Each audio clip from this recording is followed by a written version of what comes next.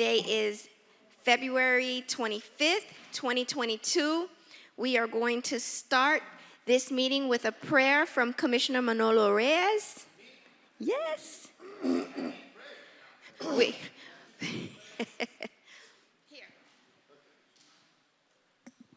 Could you please stand up and bow your heads? Okay. Dear Lord, thank you for giving us the opportunity to serve all people.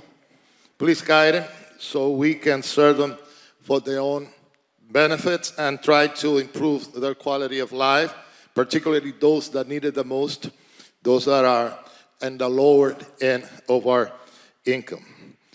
Please guide us so we make the right decision in which we assure that everybody is represented in the city of Miami. I ask you that in the name of the Father, the Holy Son, the Holy Ghost, and the Holy Son. Amen.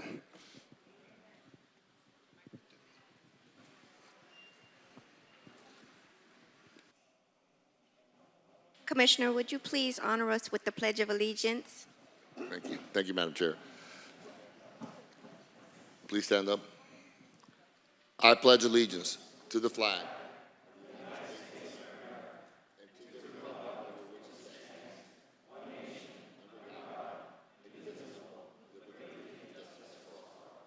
Thank you. Thank you. At this time, we are going to allow the consultants to make the presentation, and then we will have public comment afterward.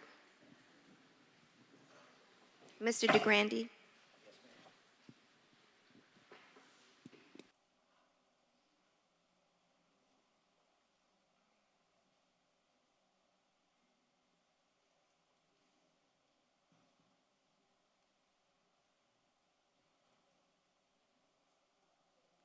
I see the city attorney flagging at me. He's with me. We need to read something into the record. Please do so, city attorney. Thank you, Madam Chair. Any person who is a lobbyist pursuant to Chapter 2, Article 6 of the Code of the City of Miami must register with the city clerk and comply with related city requirements. Any person making a presentation, formal request, or petition to the City Commission concerning real property must make the appropriate disclosures required by the City Code. The City of Miami requires that anyone requesting action by the City Commission must disclose before the hearing any consideration provided or committed to anyone for agreement to support or withhold objection to a requested action pursuant to City Code Section 2-8. In accordance with Section 233F and G of the City Code, the agenda and material for each item on the agenda is available during business hours at the City Clerk's office and online 24 hours a day at www.miamigov.com. Any person may be heard by the City Commission through the chair for not more than 2 minutes on any proposition before the City Commission. Public comment will begin in approximately a few minutes. Members of the public wishing to address the body may do so by submitting written comments via the online comment form. Please visit www.miamigov.com/meeting instructions for detailed instructions on how to provide public comment using the online public comment form. The comments submitted through the comment form have been and will be distributed to elected officials and city administrations throughout the day, so the elected officials can consider the comments prior to taking any action. Additionally, the online comment form will remain open during the meeting to accept comments and distribute to the elected officials up until the chair closes a public comment. Public comment can also be provided here at City Hall at 3500 Pan American Drive, subject to any and all city rules that may be amended. Speakers and attendees who appear in person will be subject to screening for symptoms of COVID-19. In addition, all city employees and visitors should try to wear facial coverings while at City Hall. If the proposition is being rescheduled, the opportunity to be heard may be at such later date. When addressing the City Commission, the member of the public must first state his or her name, his or her address, and what item will be spoken about. Any person with a disability requiring assistance, auxiliary aids, and services for this meeting may notify the city clerk. The city has provided different public comment methods to indicate, among other things, the public support and opposition or neutrality on items on the agenda today. The public has been given the opportunity to provide public comment during the meeting and within reasonable proximity before the meeting. Anyone wishing? Oh, and that's it. Thank you so much. Thank you, Victoria. Mr. City Clerk, do you need to make any announcements? No, ma'am. Okay, perfect. Mr. DeGrande, you may begin your presentation. Thank you, Madam Chair, and good morning, Commissioners. For the record, this is now the fourth advertised public hearing we have on redistricting.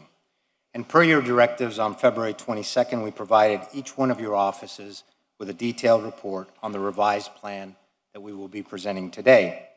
In our presentation today, we will recap some of the information in that plan, and I'll try to move as quickly as possible since I assume you've already reviewed the 33-page report. Now, of course, after my presentation concludes, I'm happy to answer any questions or concerns you may have. Now, first, permit me to recap some of the discussion that occurred in the prior hearing and the direction we were provided. As you know, on February 7th, we had our third public meeting in which we presented a preliminary redistricting plan to this commission. The preliminary plan brought down your current overall deviation of 42+% to 3.8%. It included 4 districts where minority residents had an equal opportunity to elect a candidate of their choice, and it was developed based on the traditional redistricting criteria you asked us to utilize in developing the plan. Now, during that hearing, there was significant public comment, and the vast majority of speakers opposed having the Grove in more than one district.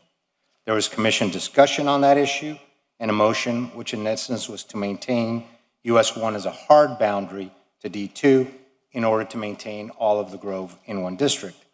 That motion died for lack of a second. Later on, there was a motion which was adopted, directing us to consider going south of US 1 into D2 to balance population. There was also direction on restoring the part of D5 where the MRC is located. At your direction, I met with each one of you between the last meeting and this one to get additional input. Some we were able to consider, some we were not able to implement. And so here are some highlights of the plan. First, although we had clear direction to allow us to use areas south of US 1 to equalize population in other districts, we reduced the number of residents moved from the Grove to other districts by more than half, from 6,384 to 2,989. All of that reduction came from the area south of US 1 that was initially moved into D4. By moving the boundary up from Day Avenue to Bird Avenue, we reduced the amount of residents moved into D4 from 5,071 to 1,597. As to that area, there were concerns expressed that we were moving 497 Black residents from D2 to D4. The revised plan reduces that number to 114. There was also discussion about keeping Bay Heights in D2, so we reconfigured the area south of US 1 that we brought into D3 to keep Bay Heights in D2. We followed your direction to keep the MRC in D5, but that resulted in having to move approximately 2,500 residents that we had been able to move into D1 back into D2. Now, by reconfiguring areas around the boundaries of D5, we were also able to slightly increase the total Black population as well as the voting age population above 50%. However, because we moved less people out of D2 than in our preliminary plan, D2's deviation increased from a negative 0.02 to a positive 5.46. All other districts are slightly below the ideal population number. Next slide, Steve. With deviations anywhere from negative 0.41 to negative 2.14. Now, the changes that we made as a result of your additional direction resulted in an increase in overall deviation from 3.81 in our preliminary plan to 7.6 in the plan we present today. The overall deviation is still within the case law's acceptable range, and there are rational bases for the deviations in the plan, and we will document that further when we provide our final report on March 11th. Now let's review the data in the revised plan, then we could look at the district configurations. Okay, next slide. District 1 is at a negative 0.41 deviation, which is 340 residents below the ideal. It has an 88% Hispanic population with 89.5% Hispanic voting age population. It clearly complies with the Voting Rights Act. District 2, next slide, now has a positive 5.46 deviation, which is 4,832 residents above the ideal. District 2 remains a swing district with 37% white non-Hispanic population, approximately 7.5% Black population, and roughly 48.7% Hispanic population. Voting age percentages are almost the same as the total population percentages. D3 is slightly underpopulated at a negative 0.92, or 810 people under the ideal population. District 3 has an 87.25% Hispanic population and approximately 88.3% Hispanic voting age population. And consistent with the Voting Rights Act, the Hispanic community has an equal opportunity to elect the candidate of its choice. District 4 is now slightly underpopulated with a negative 2% deviation, or 1,774 residents below the ideal. 88.2% of the population is Hispanic, with 89.5% Hispanic voting age population. As I said before, the drop in population compared to our preliminary plan was a direct result of reducing the number of growth residents that we had moved from D2 to D4. The district also complies with the requirements of the Voting Rights Act. Now, finally, we underpopulated D5 by roughly 2.14 under the ideal. This allowed us to slightly increase the Black voting percentage. The proposed district is now approximately 52.2% Black, with approximately 50.3% Black voting age population. Our analysis of voting patterns indicates that, consistent with the requirements of the VRA, the Black community does have an equal opportunity to elect the candidate of its choice. So now let me show you some of the maps to further illustrate what we just discussed. The first slide shows the entire configuration of proposed District 1.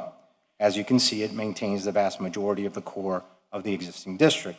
In fact, D1 still retains slightly over 92% of its current population. Now, the next slide shows two of the changes we did on the northern border between D1 and D5. And as I said before, we worked around the edges of the borders of D5, which allowed us to reconfigure and slightly increase D5's Black voting age population. The next slide shows a movement we made in the south part of D1, taking population from D5. Now, the preliminary plan had this movement going even further southeast, but however, in order to keep the MRC in D5, we had to reduce this movement with a new boundary at the I-95 expressway. Again, we felt this movement was needed because Hispanics in this area constitute roughly 70% of the population.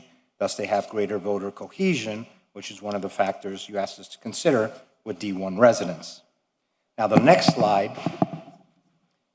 is of the proposed District 5. The proposed District 5 also maintains over 91% of its current population, and it was the most challenging district to develop. Our only options were to move south and across the river to D3, west into D1, or east into D2. We already showed the slight changes we did between D1 and D5, and D3 is currently the most underpopulated district, so it was not feasible to cross a river to take population from D3. And so we used a significant amount of the population of D2 in the east in order to balance population. Now, the next two slides show the population we moved from D2 to D5. This first slide shows the movements on the northeast part of D5, shifting the eastern boundary to northeast 2nd Avenue. The next slide shows that same movement further down on the southern end, also shifting the boundary to 2nd Avenue. Now, simply stated, we could not move further east without diminishing the African American community's opportunity to elect a candidate of choice. The next slide is of the proposed District 3. As the most underpopulated district, D3 also needed to increase in population. It was not feasible to cross the river to the north, so our options were to move east, west, or south. We did not feel it was appropriate to move east because of dissimilar demographics. And the next slide now shows the movements we made taking population from D4 into D3. It spans from Northwest 7th Street to the north to Southwest 8th Street to the south, and from 27th to 32nd Avenue. Again, this was done to balance population. And in that regard, we tried to find adjacent areas with similar demographics in order to maintain voter cohesion, one of your standards, while rebalancing population. Now, the next slide finally shows the area we moved from D2 to D3. Now, as I stated before, at the February 7th meeting, there was discussion about keeping Bay Heights in D2. And so we reconfigured the area south of US 1 that initially moved to D3 in the preliminary plan. The new configuration now keeps all of Bay Heights, which is to the north of this movement, within D2. And this was done again to balance population. Nevertheless, D3 is still roughly 1% underpopulated. The next slide is of the proposed District 4. It remains a highly Hispanic area and retains close to 93% of its existing population. The next two slides show the area we added to D4 from D2. This first slide shows the movements we made north of US 1, consisting of roughly 10,500 people. The second slide shows the reduced movement we made south of US 1, and we reduced the amount of people we moved in our preliminary plan from 5,071 to 1,597. Now, in the preliminary plan, we had overpopulated this district at 2.23, but because of the changes we made to keep more of the Grove population in D2, it resulted in reversing that number so that D4 now has a negative 2% deviation. Now, the next slide shows all of D2. As you can see, it remains a coastal district spanning almost the entire north-south corridor of the city along the bay. But because it was over 32% overpopulated, and we had to move a significant percentage of population into other districts, D2 only retains approximately 80% of its existing population. Now, we've already covered all the areas we moved from D2 to other districts, but to recap, in the next slide, we moved 10,496 people into D5, 12,093 people into D4, 1,392 people into D3. In total, we moved almost 24,000 people of the more than 28,000 excess population of D2 into other districts. As you may recall, in our preliminary plan, we designed this district with almost zero deviation because we felt that based on historical trends, it would be the district with the largest increase in population in the next decade. But to comply with the directives to restore the MRC back into D5 and to minimize the movement of Grove residents, it resulted in a increase in D2's population to 5.46 over the ideal. So now, next slide, taking D2 as your high point and the negative 2.14 deviation of D5 as your low point, the revised plan now has an overall deviation of 7.6. Again, this deviation is within acceptable parameters and is based on implementation of rational criteria directed by this commission, including minimizing the number of residents south of US 1 that were relocated. Thus, the case law would allow for these deviations to accomplish these directives. And finally, the last slide gives you an overview of the entire plan. So in summary, we're confident that our revised plan complies with Constitutional and Voting Rights Act criteria. We were also cognizant of the directives you gave us. Every district maintains the core configuration and the vast majority of its existing population. We restored the MRC to D5. We increased D5's Black voting age population above 50%. Wherever possible, we tried to move population based on similar demographics and voting patterns in order to maintain voter cohesion. We stayed well below the 10% threshold. Finally, there was a directive to maintain communities of interest and traditional neighborhoods when feasible. However, as you know, many of the city's traditional neighborhoods were already split in the current plan. Moreover, because the current configurations and the directives to maintain the core of existing districts, as well as the need to balance population, the directive to maintain communities of interest and traditional neighborhoods could not be substantially achieved. And with that, I'm happy to answer any questions you may have.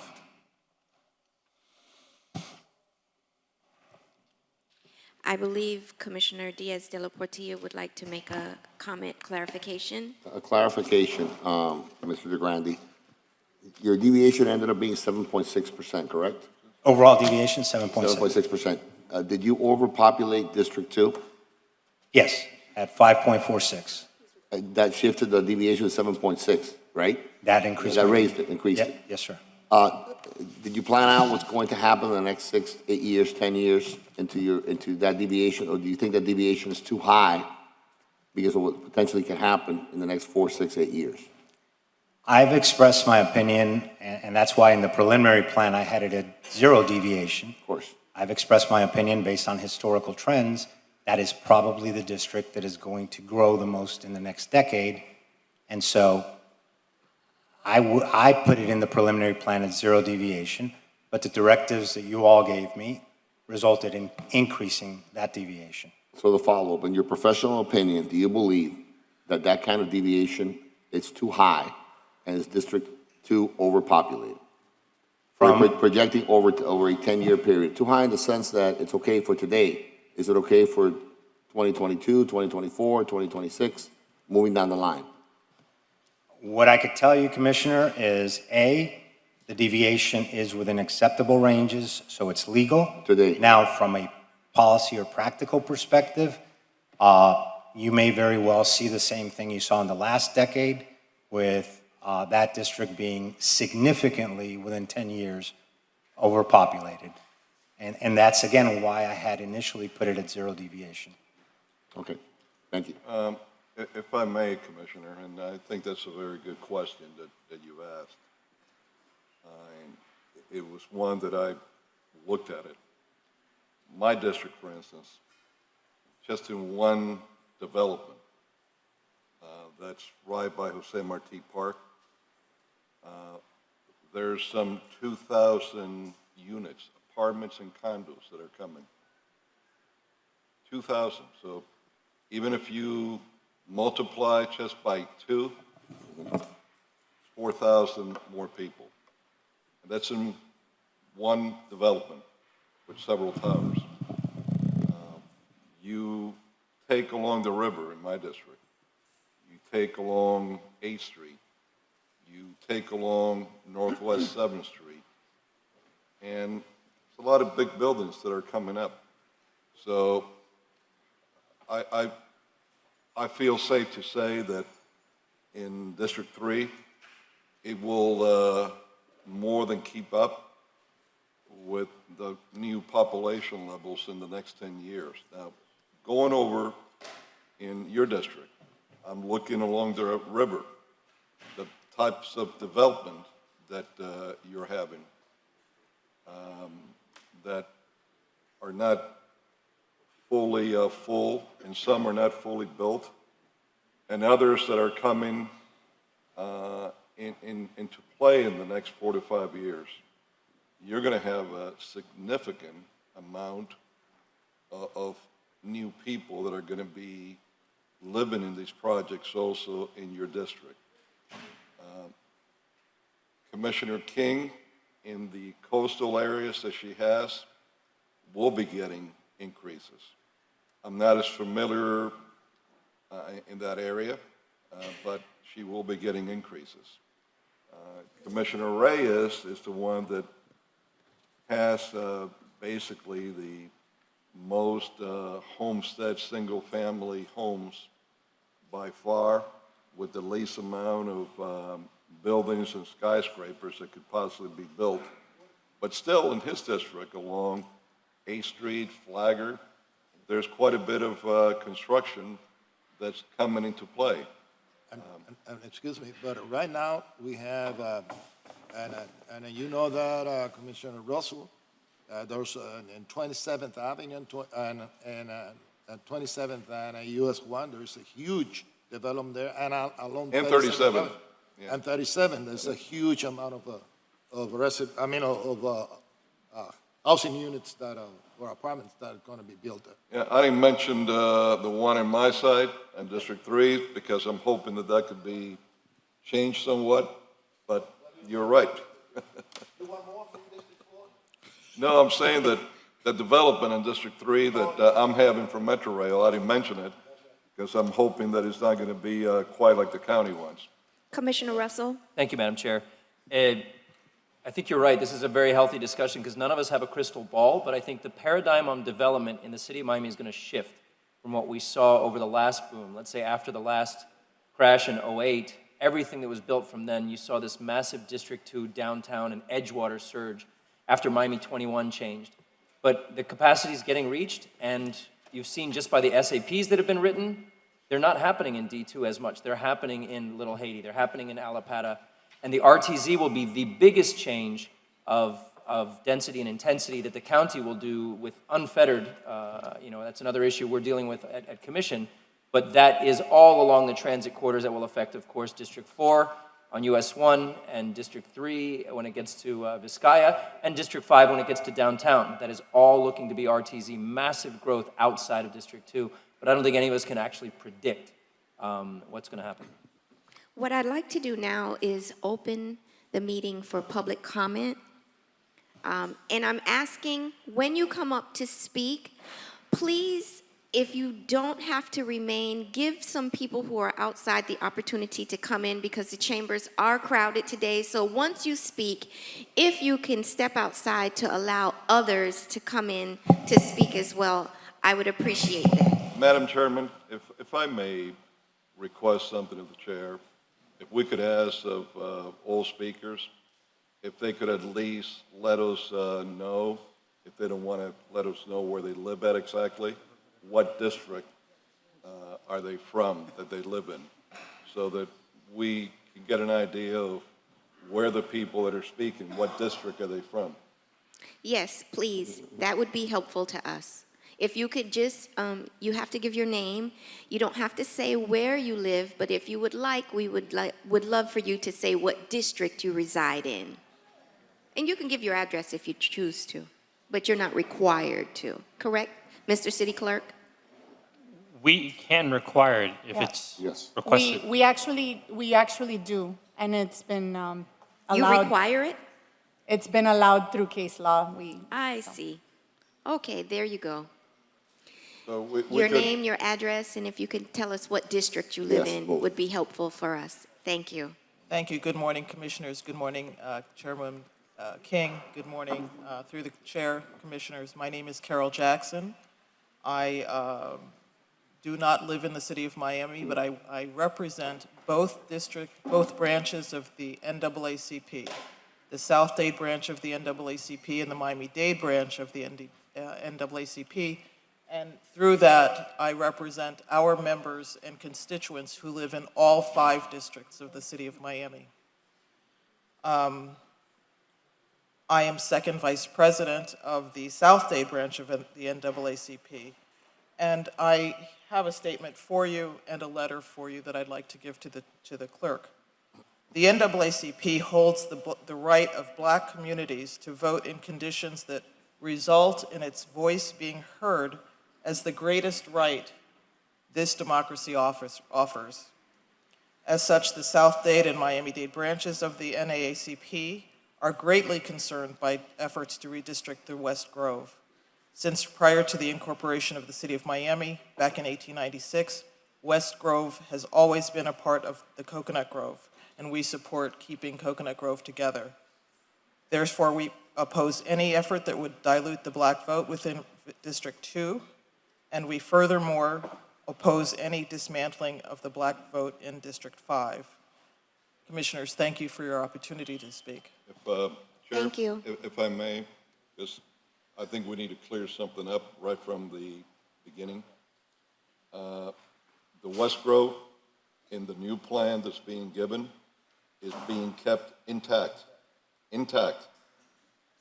If anything, it's going to gain a little more political say-so in District 2.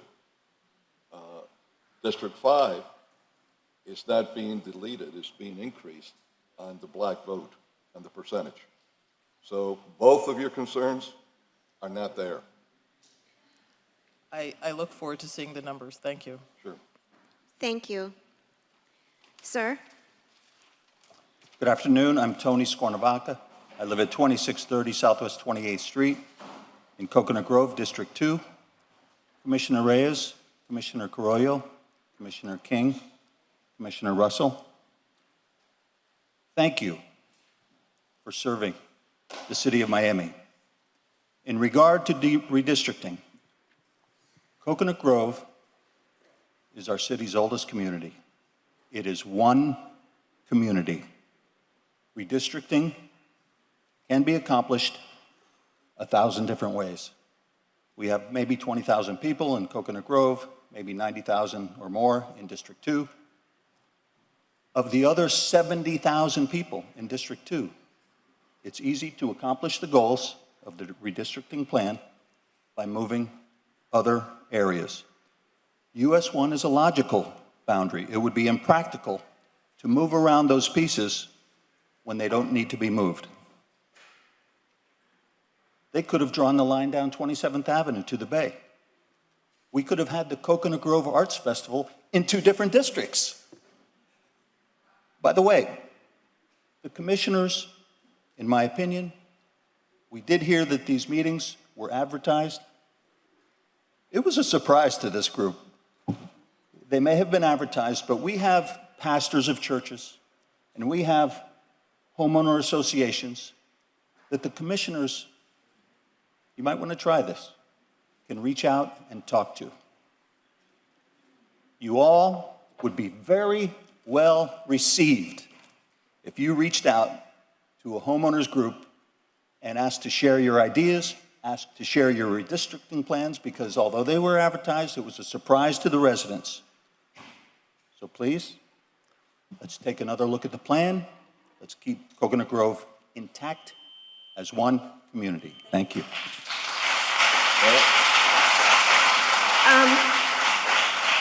I don't know how many times I have to say that, but Sergeant at Arms, if anyone else in here claps, escort them out. I have said it in several meetings. It is not appropriate in here, and we have too much work to do and too many people who want to speak to have you clapping every single time someone says something that you're in favor of. And secondly, I don't know about my colleagues, but I had a community meeting with my district on Tuesday, which was also videoed, and you can watch it on YouTube. Please do not clap in here again, or you will be escorted out.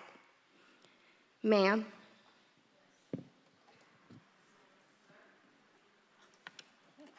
Oh, and also, don't waste any time saying hello to us, because you have 2 minutes, and I'm very strict with the 2 minutes, so just get to the business of what you would like us to know.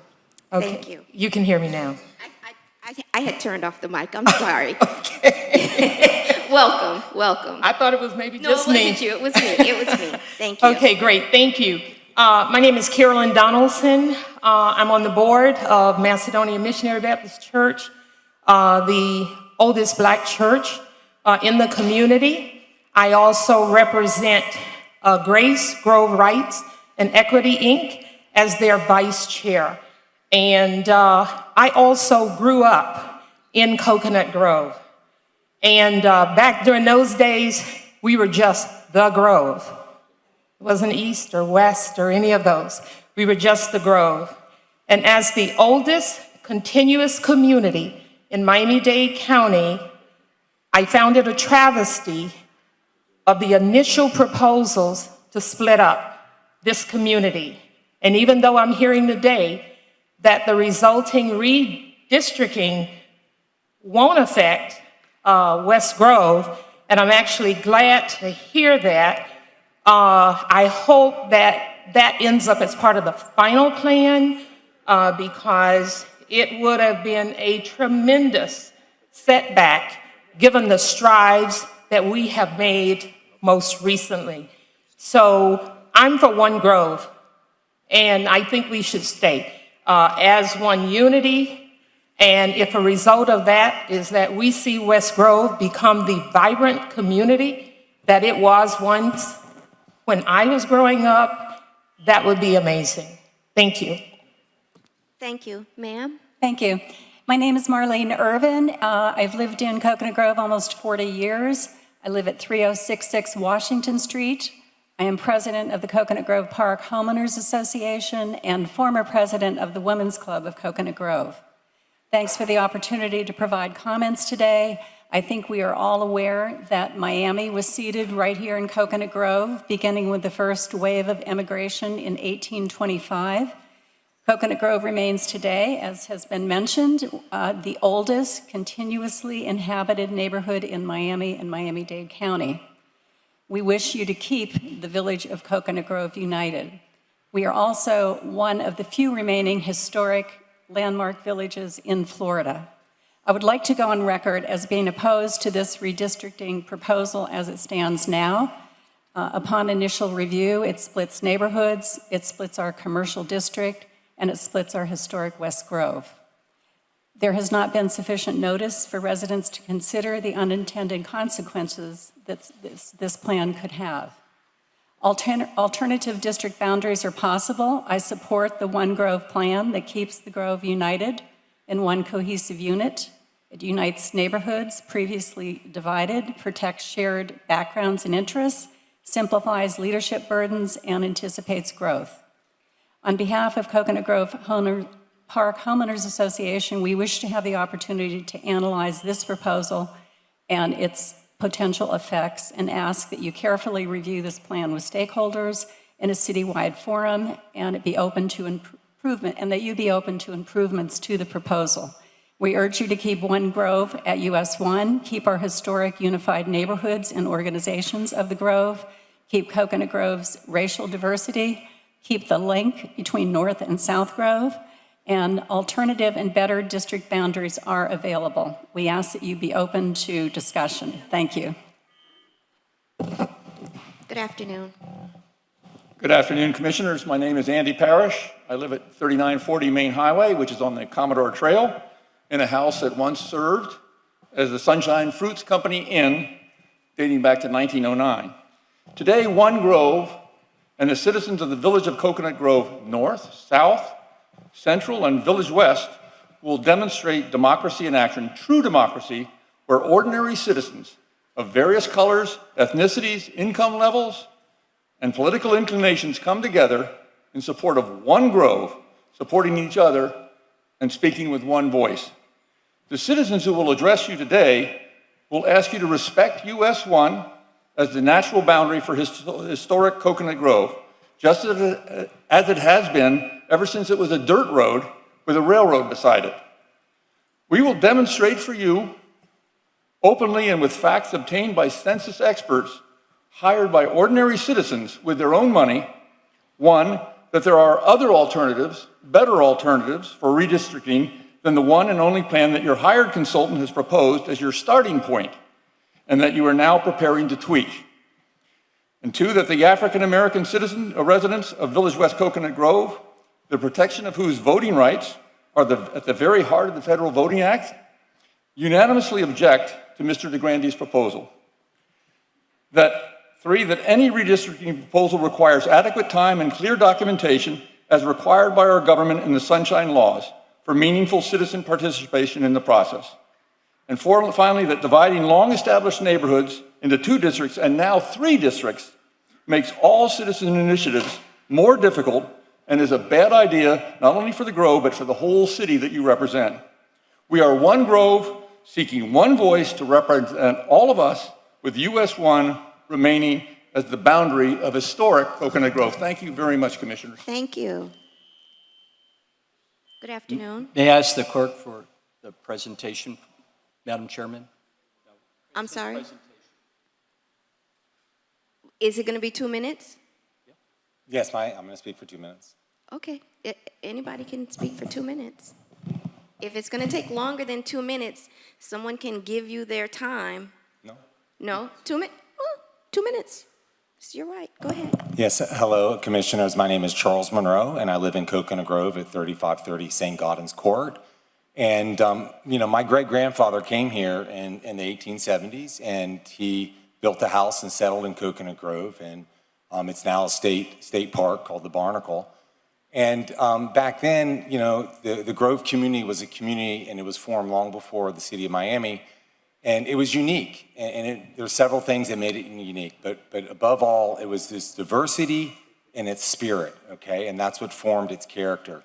It was formed by Northerners who had a transcendental background combined with Black Bahamian settlers who helped build much of the community, along with a whole cast of international characters.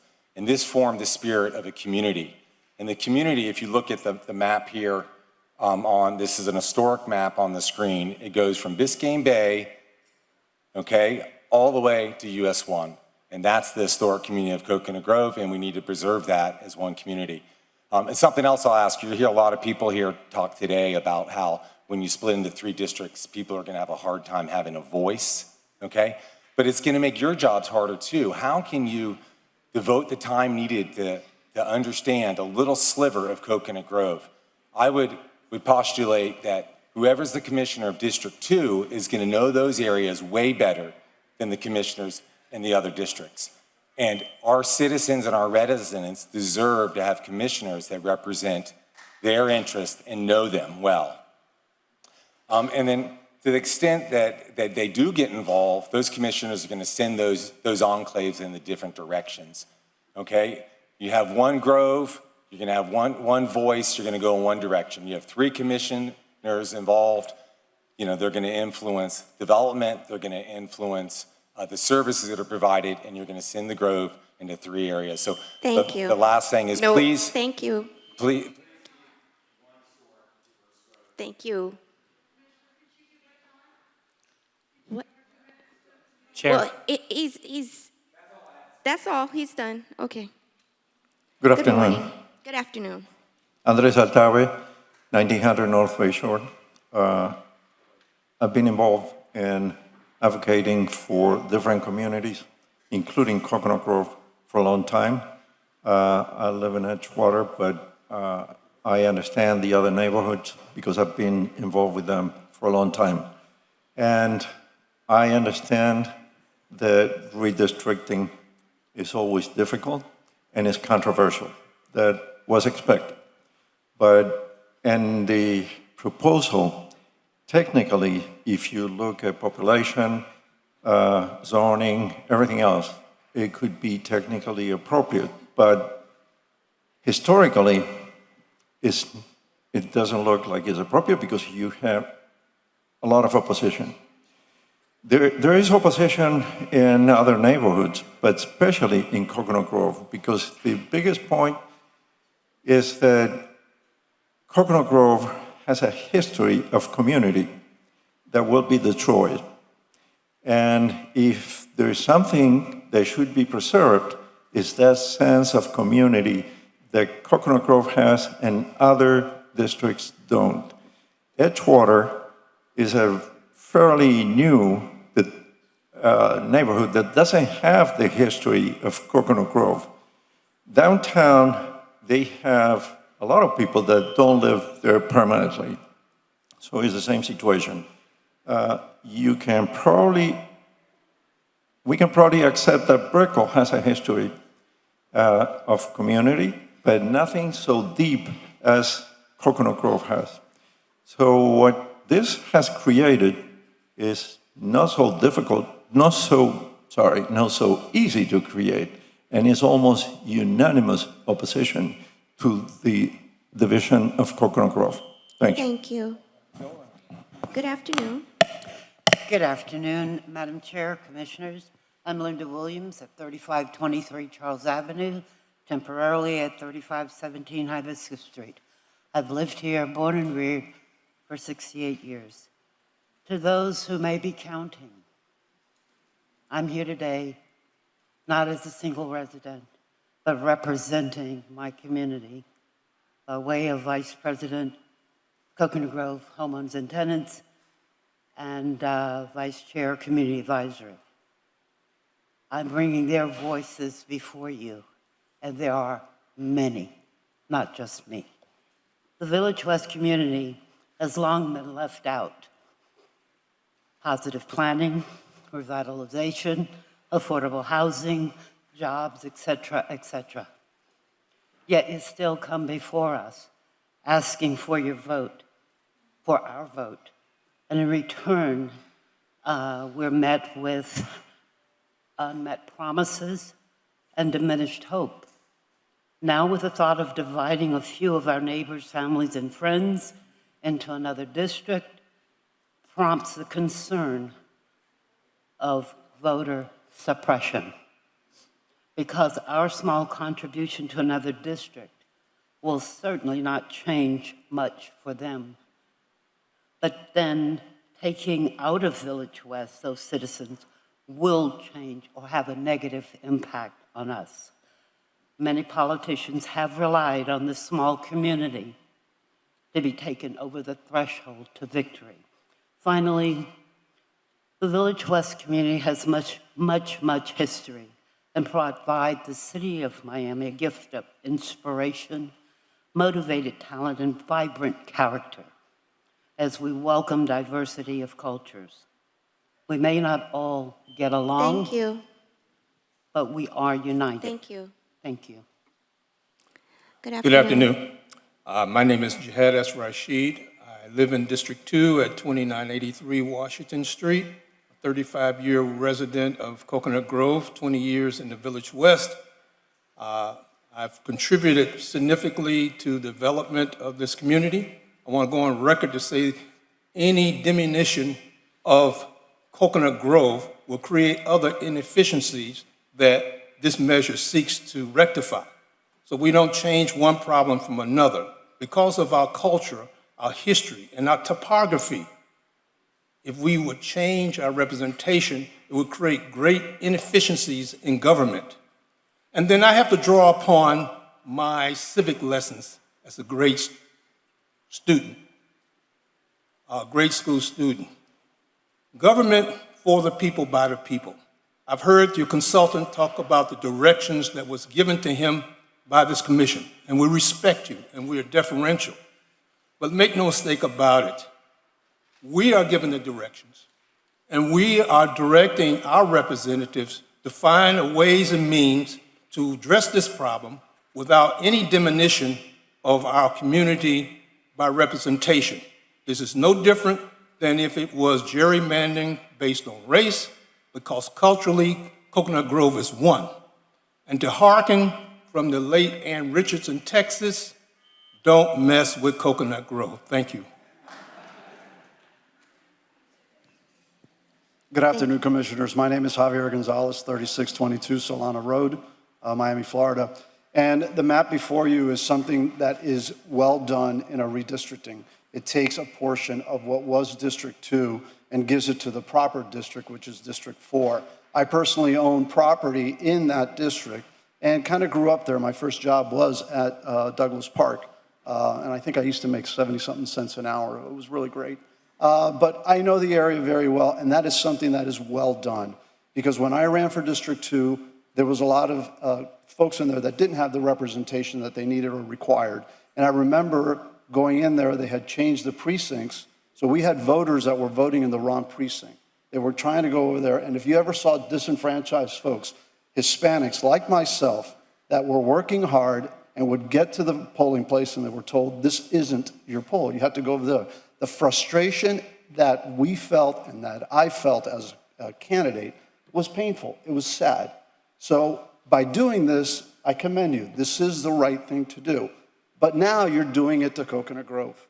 And you're splitting Coconut Grove the same way you want to split something else. Just because all the other districts are split, that doesn't mean anything. Coconut Grove is a historic neighborhood. It is the oldest neighborhood in the city of Miami. It is one of the most passionate neighborhoods in the city of Miami. You're obviously going to see this today. So to be able to split it, to be able to move in, it just doesn't make sense. You're doing the same thing that was done 10 years ago to this district. And I think that's something that we have to take into consideration. Respect our section, respect the Grove. Please, that's all we're asking. Thank you. Madam Madam Chairman, Commissioners, my name is Mel Meinhardt. I live on Virginia Street in Coconut Grove. I want to thank Mr. DeGrande for illustrating here, as he did a few weeks ago, the criteria for redistricting. As you've heard already, there are many possible outcomes and many possible barriers that we can put between our districts that make sense and achieve these objectives. We asked the commissioners to look at other alternatives, one of which is presented here. Earlier this week, we hired a GIS census expert, and she spent 10 hours using Mr. DeGrande's work, making adjustments, but then reaching back to figure out what were the ways in which we could, as a city of Miami, exploit a rare opportunity here, an opportunity to reunite communities that had been previously split by other actions. Mr. Gonzalez just explained one here, but we have the opportunity to reunite neighborhoods, preserve communities of interest and the interests of those communities, simplify your burden of communicating and leadership, simplify the burdens of civic leaders as they try to communicate with multiple commissioners, and anticipate the growth. This is only one presented map that shows this, but it's interesting to note that by doing so, using our understanding Mr. DeGrande's guidance, the variation associated with this is far less than the one he presented today. Many other alternatives are available, and I'll turn it over to my colleague here to present one. Good afternoon, everyone. Chris Baralotto, 3752 Camquad Avenue in Coconut Grove, District 2. I'm here as a citizen, as a member of the Coconut Grove Village Council, and above all, as a scientist. And as a scientist, I empathize with the challenges faced by Mr. DeGrande and his colleagues in putting together these maps. And 2 points I really want to make for us all to understand. First of all, these are challenges, admitted as such. And so why are we rushing to confront these challenges? There's no need for us to rush through this process, given all of the challenges in putting together this information. The second piece, as a scientist, involves peer review. Peer review by the public. Peer review in terms of input. And we haven't had that opportunity. We were told in the last meeting that no decisions would be made. And yet decisions were made to give instructions to Mr. DeGrande and others. We have before us alternatives that the citizenry came up with on their own that come before us as examples, and there exist dozens of these examples as alternatives that should be considered as alternatives before any decisions are made. So let's not have puppet meetings next week and the week beyond in which we're informed of a plan. Let's rather have meetings in which we give peer review and it's taken into consideration, such as this one. Thank you. Good afternoon. Good afternoon. I am also a Coconut Grove Village Councilman. My name is Joseph Brown. I live in the West Grove. I just wanted to take a moment to reflect on Commissioner Reyes's prayer that we consider those less fortunate, and then we said a Pledge of Allegiance, and the Pledge of Allegiance said justice for all. For almost 100 years, the West Grove has been neglected, redlined, abused. We all know it. All the commissioners, Mr. Russell, along with Sarnoff and above, beyond before, know that this has been happening. There is a crisis that we're in the midst of right now with this redistricting. And in the Chinese language, the word crisis means danger, but it also means opportunity. So I hope that this crisis will let the commissioners reflect and reconsider breaking up the Grove at all. There's a great culture that exhibits and lives here in the Grove. We need to keep that culture together. We're stronger together than we are apart. This crisis has also brought stakeholders out from many different communities, many different organizations, and now we stand at one voice. I'm hoping that we can stop the disenfranchisement. I'm hoping that right now there's always unintended consequences that exist with any decision that's made. We all know that. So today, due process is super important. Due process can't be done The residents of Coconut Grove feel like this cake has been baked and that we're being informed. We hope that the commissioners do not bake the cake without due process of the residents and consider leaving the Grove's culture intact. We're one Grove, one people, and one great community. Thank you. Thank you. Good afternoon. My name is Swetha Janampally of 3003 Matilda Street, and I'm a resident of District 2. I'd like to enter into the public record this petition, and specifically a copy of this petition and the comments to each member of the commission. Signatories of this petition stand against the redistricting in Coconut Grove and in strong unity for one Grove. We are against the separation, division, reduction of history, and diversity of the Grove. We stand against decision-making in the dark, and we will be staying strong 24/7 every day until March 11th and thereafter. 1,592 people have signed this petition, and that's only since yesterday. By the March 11th vote, there will be over 15,000 signatures. So I'd like to enter this petition and the comments for each member of the commission into the public record. Thank you. Thank you. Sir? Stephen DeLugoff, member, live in Coconut Grove for 30 years, now at 3418 Franklin Avenue, past member of the Coconut Grove Village Council and a homeowners association president. This morning, we had the opportunity to speak with Christina White, who's the supervisor of elections for Miami-Dade. She said, March 11th redistricting is not a hard and fast deadline. March 11th is only a goal. We could easily wait until next year, and any penalty would be well worth it. Thank you. Thank you. Thank you. Ma'am? Me? Yes. Good afternoon. My name is Lynn Fecto. I live at 2542 Swanson Avenue, 33133. I have lived in historic Coconut Grove for 46 years, and I have owned my home for 35 of those 46 years. I am an artist, and I've been here long enough that I painted the poster for the Coconut Grove Art Festival in 1996, although that's hard to believe. I also am a member of the oldest women's club in the state of Florida, which is the Women's Club of Coconut Grove.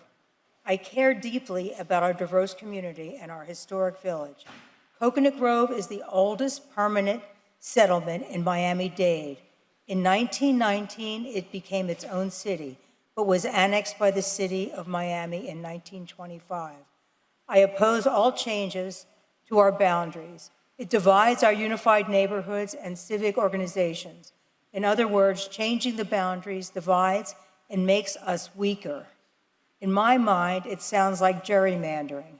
The definition for gerrymandering is political manipulation of electoral district boundaries with the intent of creating undue advantage for a party, group, or socio-economic class. Please do not break up historic Coconut Grove. The Grove is just fine the way it is, one Grove. I am going to vote for commissioners that support one Grove. Thank you very much. Thank you. Good afternoon. Good afternoon. I think I'm on, yes. Respectfully, commissioners, it's an honor to speak to you again. My name is David Collins, 3230 Gifford Lane, Miami, Florida. We're having a huge arts festival on March 6th. If you want to see what the Grove's about, please attend, 12 to 5. If you want more details, I'll provide them to you. In, I believe it was 1925, after Miami changed the law to allow downtown to vote on the annexation of Coconut Grove, they sent a representative to a member of the town of Coconut Grove, official town of Coconut Grove, and said, we want to inform you that the city of Miami is considering annexing Coconut Grove. And the member of the town council in Coconut Grove replied, that's really unusual, because in our last meeting, we discussed the possibility of annexing the city of Miami. I think it's important to remember this is a really valuable point for you as commissioners. And I know you do a lot of things, but please recognize the opportunity. The opportunity here is to work with the Grove.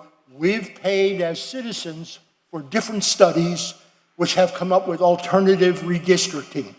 We don't mind redistricting. What we ask you to observe is the primary mandate in the redistricting advice to cities, which is do not destroy or disrupt traditional communities. We are your friends. Please allow us, as the oldest community in Miami, to continue to exist. Thank you. Thank you. Good afternoon. Good afternoon. My name is Yanelise Valdez, and I'm a District 2 resident living at 58 Northeast 14th Street.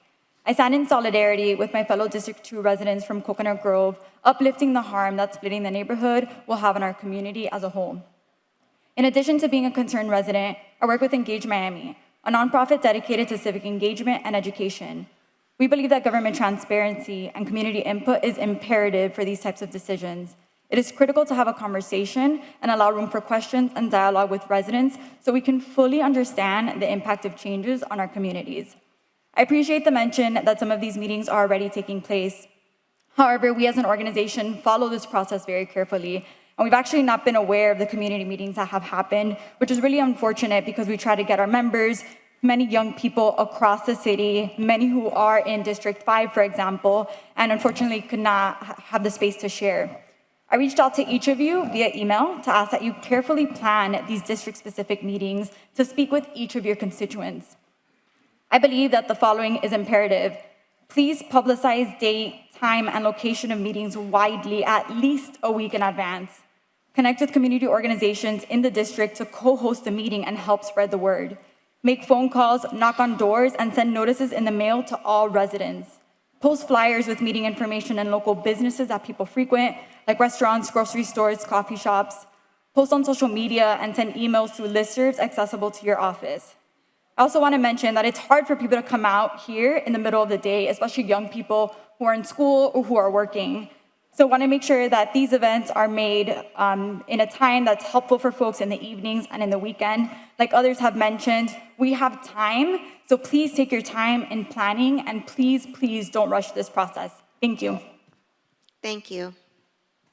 Good afternoon. Good afternoon. First, I would like to say thank you for serving the city of Miami. My name is Timothy McLemore. I live at 2900 Southwest 28th Lane. A new member to Coconut Grove, but I've always admired this city. There's a saying that goes, if it's not broke, don't fix it, and Coconut Grove is surely not broken. We are very healthy and happy and thriving, and it would be a shame to see the city be split. Thank you. Thank you. Good afternoon. Hi there, my name is Cynthia Shelley, and I have been a homeowner in Coconut Grove, Florida for 40 years, 2975 Washington Street. On a patriotic note, my father was a squadron leader and flew 50 missions over occupied Europe in World War II. He risked his life to serve the people of the world. And on a lesser note, but as important, I am a civic representative. I have been for 40 years. I've stood here before the commission, pregnant, holding a baby in my arms, holding another baby in my arms. My children grew up here. They're very comfortable at City Hall. I am a past vice president of the PTA of Coconut Grove Elementary. I am a founder and past vice president of the Coconut Grove Park Homeowners Association and a founder of the Village Council. I'm a past vice president and of the largest representational club for Coconut Grove, called the Civic Club. Currently, I'm on the executive board as a member of the Coconut Grove Park Homeowners Association, my own homeowners association. My service to the village of Coconut Grove has a long history. We, and I'm representing many of those entities that I just announced, do not want to see Coconut Grove chopped and divided, and people who have been represented and misrepresented in one body left to a zone which does not understand the needs of their community. I'm speaking on behalf of the community of West Grove. We were founded as a village, and we want to keep it that way, not divided. Not divided into many zones who are represented by 2, 3, or more commissioners. As a well-known representative... Thank you. Thank you. Thank you.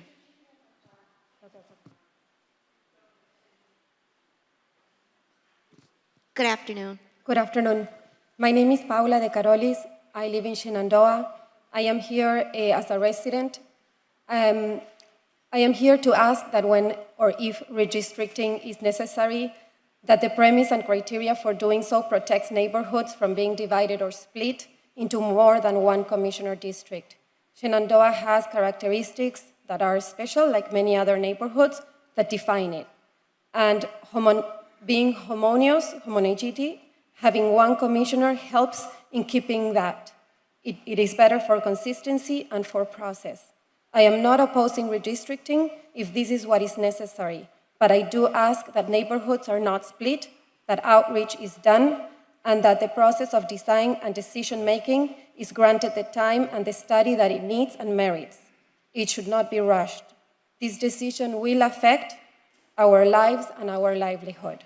Thank you so much for your time. Thank you. Shenandoah, are you in 3 or 4? I'm in 4. My mother is in 3. My father is in 3. I'm in 4. Are you well represented? I'm sorry? Are you well represented? Very well represented. Thank you. Thank you very much. Thank you. Good afternoon. Good afternoon. I'm Lisa Remini, Miami native, and spent my first years as a young adult in Coconut Grove. I will simply say... Your address, please, ma'am. Poinciana Avenue, 3950. I vehemently oppose this redistricting. I wish you would all please reconsider. Keep our community as one. Thank you. Thank you. Good afternoon. Good afternoon. I'm Willie Allen Fiella, the rector of St. Stephen's Episcopal Church, 2750 McFarland Road in Coconut Grove. I am also on the pastor's board of the Coconut Grove Ministerial Alliance, and I'm also a member of, my church is also a member of Grace, Grove, Rights, and Community Equity. I was here 2 weeks ago at the first hearing. This room was packed, and it was packed with people who were speaking on behalf of keeping the Grove unified. I'm here again today. This room is packed once again with people speaking on behalf of keeping one Grove. With all due respect to the other areas, the other districts in our city, I don't see anybody here with the kind of dedication, passion, commitment, willing to give up work time, school time, money to make something happen, which is to keep our Grove unified. I see Black people, I see white people, I see Hispanic people, who often are not coming together for a common cause. But this is so important that we have come together. And I would say that members, people, residents of the West Grove who have historically, over the years, as people have already said, been redlined, been denied their equal rights, which is what Grace fights for, are here today to support the unity of the Grove, even though, yes, much of the West Grove will remain intact. My brothers and sisters from Coconut, from the Village West, are here in support of keeping it one Grove. I love the whole city. I respect all your districts, but only District 2 has this kind of turnout to show this kind of unity for a historic part of our city that we love and will fight for. Thank you. Thank you. Good afternoon. Hi, good afternoon. My name is Abigail Ape. I am a resident of District 2 for 13 years now.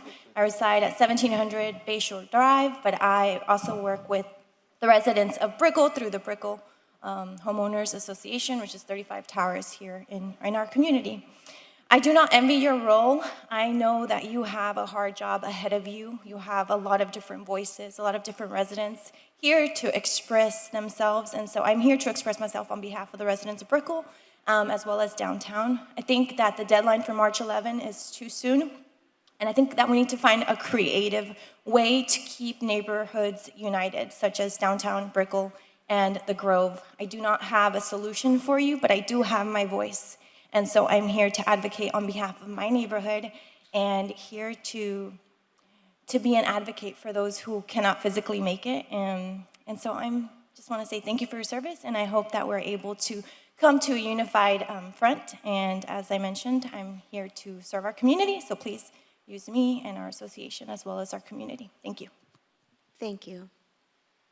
Good afternoon, Commissioners. Elvis Cruz, 631 Northeast 57th Street. I live in the Morningside neighborhood, which is about as far away from Coconut Grove as you can get in District 2.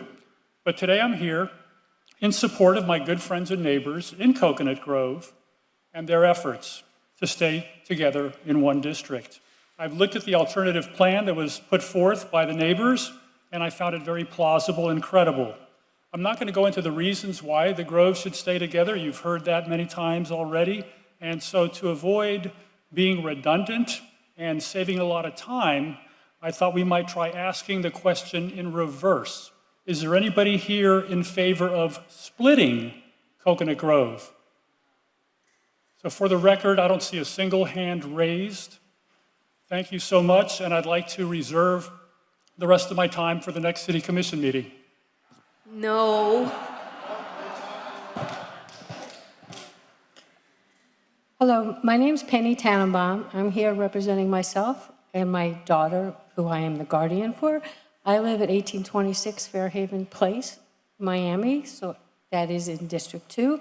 My daughter lives in Silver Bluffs, and she has a disability. I walk from my house to her house every day. I walk through the Ridge area, and I'm like kind of shocked that that would not be part of the Grove. I can see the differences of what our communities need. I think we need to continue to have our voice. I moved to the Grove because it was socially diverse. We were presented with continued use of, we have to have cohesion in how we divide our neighborhood, how we redistrict.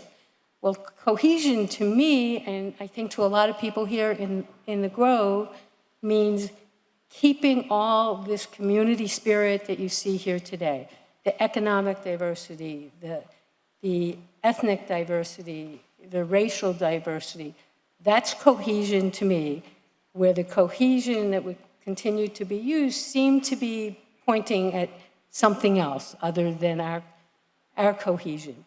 I look at the Grove, we need big issues for us are sea level rise, keeping our tree canopy, having affordable housing for both low income and workforce housing. I would say in my daughter's district, it's adding trees. It's like a desert there. So the needs are really different. And I appreciate that you made a bunch of changes, but I support what most people here do. You have 10 seconds left, ma'am. Okay, to keep the Grove together, keep us all cohesive, and let us continue to be activists in the city of Miami. Thank you. Thank you. Sir. Hi, my name is Joey Francilis. I'm here representing the ACLU of Florida. Earlier today, Are you a city resident? I am representing the ACLU of Florida, which is in the city of Miami. Yeah, but that's not the question that I made. I am not a resident. I'm here representing the ACLU of Florida. Okay. Earlier today, we emailed the commission a letter raising several concerns about your redistricting process. We hope that we can clarify the city's obligation and opportunities with respect to these issues. First, district must respect the Constitution's prohibition on racial gerrymandering. The commission is barred from adopting arbitrary numerical demographic targets when fashioning districts. Commissioners have previously discussed a target of 50% Black population for District 5. Such a numerical target, divorced from any actual analysis, is necessary to afford Black voters an opportunity to elect preferred candidates, raises equal protection concerns. Furthermore, over-concentrating Black voters in District 5 may constitute unlawful packing. Our letter highlights some key statistics that are relevant to District 5's legal compliance. We urge you to take the full breadth of available data into account rather than looking into merely at surface level census population totals. Secondly, we have noticed some discrepancies in the population figures presented to you at previous meetings. Numbers in Mr. DeGrandy's presentation do not all add up to the reported census totals, giving an incorrect picture of the population equality of the 5 districts. Moreover, proposed plans Mr. DeGrandy drafted have included precincts that are outside the city of Miami. You must take care that you use the accurate and official census figures and do not include populations outside the city. Finally, we stand in solidarity with the residents of the West Grove neighborhood who have expressed their concerns about being moved out of District 2. Fixing the first two issues we raised gives the city an opportunity to accommodate the West Grove residents' goals. You got 5 seconds. If you have any other have any questions, please contact the people noted on the letter. Thank you. Thank you. Ma'am, 2 minutes. Hello, my name is Jessica St. Flair. I live at 155 Northwest 64th Street, Miami, Florida, in District 5. It makes no sense to further segregate the historically Black community of the West Grove, intentionally reducing the racial diversity that the community has fought so hard to dismantle and erase the very facets that make Miami the diversity that we are proud of. 497 to 114 Black people, does that sound historical or very much Black to you? You want to increase the voting power of Black communities in one district that is significantly already Black, that has been voting for Black officials for many years to get that one Black chair in this commission. So what is the point of moving people around when they will only get more confused on who their commissioners are? So as an educator of local civics in the area, it's a huge problem when it comes election day and everyone is wondering why no one showed up. Therefore, you're trying to increase the voter population, but what about actual voter engagement? Just because they are not considered another district doesn't mean that they're going to have the knowledge that they need to go vote. You will be changing their voting habits. You will be changing the years in which they vote. The community in which they have gathered for political actions have now changed. So we want you to think about the implications more and consider the community input so that we can further make this a participatory process and not just when elected officials can make these decisions on their own. Thank you. Thank you. Ma'am. Good afternoon, commissioners, and thank you for your service and time, and to the staff. My name is Cecilia Curlan, and I live at 3231 Day Avenue, which is in Coconut Grove. I would like to read you the definition of Coconut Grove from Wikipedia. Coconut Grove, also known as the Grove, is the oldest continuously inhabited neighborhood of Miami in Miami-Dade County. Please respect history. This is one of the oldest neighborhoods in Miami, and this community was founded like in 1873. We have seen the historical map already with the boundaries, so I would like to request to keep it simple. The boundaries are there, and maybe incorporate what is now coming up, like you mentioned, so many projects that are being finished and occupied pretty soon. Thank you for your time. Thank you. Ma'am. Hi, my name is Rita Dever. I live at 1155 Brickell Bay Drive, and I'm in District 2. And I want to applaud One Grove, one of the favorite places to go, but also for Brickell. I'm very much opposed to this redistricting plan as it sits. Obviously, no one wants to be split up, but Brickell going into 3 different slivers, I'm hoping that you'll consider the alternatives. Obviously, the density of Brickell isn't a surprise, so why not have more commissioners? Why not take it to the ballot box? Why not have a different plan and allow us to have a voice? I want to reiterate what has already been so eloquently said. Please don't rush the process. Thank Rita, you. do you have a twin that lives in Center Grove? Pardon me? Do you have a twin that lives in Center Grove? No. There's that lady there that looks just like you. Boy. My doppelganger? Yeah. Thank you. Thank you for coming. Good afternoon. Hi, my name is Chuck Walter. I live at 1901 Brickell Avenue. And I want to echo some of the sentiments spoken earlier about civic engagement. I stand here and I am amazed and I'm jealous of the advocacy by Coconut Grove residents. And I wish that we had that level of engagement for all of Miami. And I think that the natural geographic region of the Grove has helped them be able to form that community. So the notion that we should be looking at how do we increase civic engagement throughout our city. And I think that comes by looking at defining natural boundaries, not splitting streets and avenues. Maybe there are things like the Metro Rail and the Florida East Coast Rail Line that we could be looking at. I think right now in the maps, Mr. DeGrady, we have streets and avenues as most of the definition. But the Florida East Coast Rail Line could be a very clear way for residents to be able to see whether they're in 2 or 5. And then looking at what street we need to go up to, and then up to that point becomes District 2, and then District 5 can be adjusted, District 1 can be adjusted, and we can look at some small adjustments to 3 and 4, ideally with the eyes of keeping neighborhoods together. But our goal here should be to find the same civic engagement that we see from Grove residents, because that will mean a richer, better experience for Miami going into our future. Thank you. Thank you. Good afternoon. Hi, good afternoon. My name is Jonathan Goldberg, 495 Brickell Avenue.